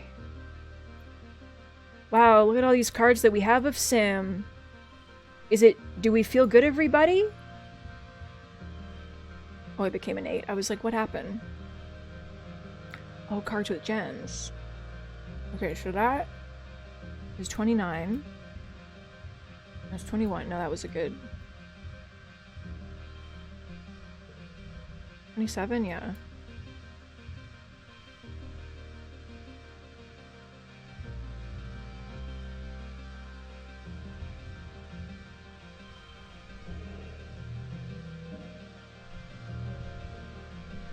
Holy fuck. I would have gained so many things. I would have gained so many things. But unfortunately, I'm too sad. You slip into some kind of waking dream, layers upon layers of visions. Dis is your lover, or Mars, or Tammy. You're a boy and a girl, or both and neither. Young and old, a farmer, a hunter, a politician. You're dead and you're alive, and you've never been born. Time unravels before you, an infinite tapestry crumbling wherever you look. It's all very weird. You see the web of possibilities and understand what time truly is. It's all happening at once, and none of it will ever happen. It's only sheer chance that any one possibility comes into existence, not any intrinsic truth of the universe, of fate. It's just a glimpse, probably over in a second, but a glimpse of an eternity you can hardly fathom. Then you see the wormhole, enormous in a starry sky. You look down and see yourself on a plateau, gazing up at it. You recognize the place, a gnarlwood bluff not far from the colony, alive with the phosphorescence of glow season. This you seems expectant, as if waiting for something momentous to arrive, something that will change everything. The vision is crystal clear and you feel in control in a way you haven't since you started having these visions. You know you must go there. You wake up feeling refreshed, your headache is gone. You're still a little dizzy, but the room has stopped spinning and has returned to one singular reality again. The vibrations have stilled. Alright, Becca, goodbye. It's fine, we're gonna end the stream anyway once I get home. I love you, have a good day. This face fills your vision. Sola, he exclaims. Sola, are you okay? Tell this what you saw. He listens in awe and then in dejection as you describe your visions. Why didn't I see it? He sighs. I was here too. I want to know everything.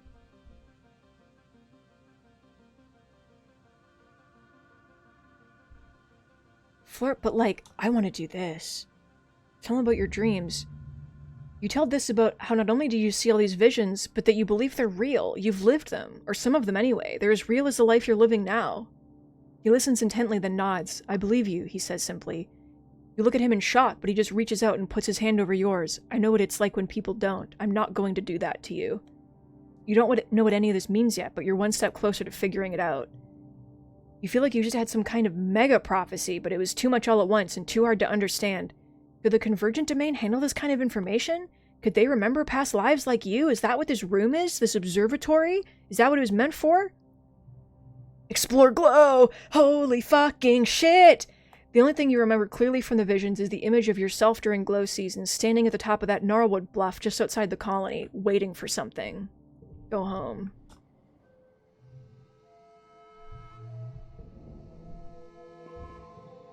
Okay, I'm gonna give my boy a cake before we stop so I don't forget tomorrow. Rex whistles at you as you approach, giving you a heated up and down with his eyes. Did you do something to your hair, he asks, and leans in to sniff you.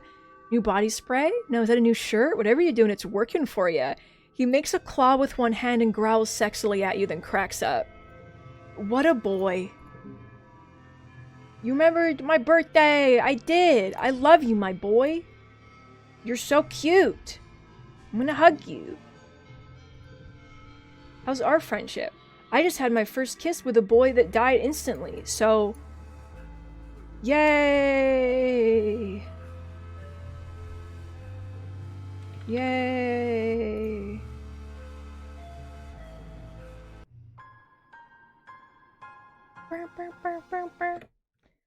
Alright, everybody. Thank you for coming. Hopefully that we streamed to the game. Hopefully we stream the game tomorrow and I wake up being able to speak and my voice isn't gone. We promised our first kiss to Rex, but then he didn't kiss us. So what now? I'm gonna go. I have to go have a smoothie. I'll see you guys tomorrow. I love you very much. Goodbye.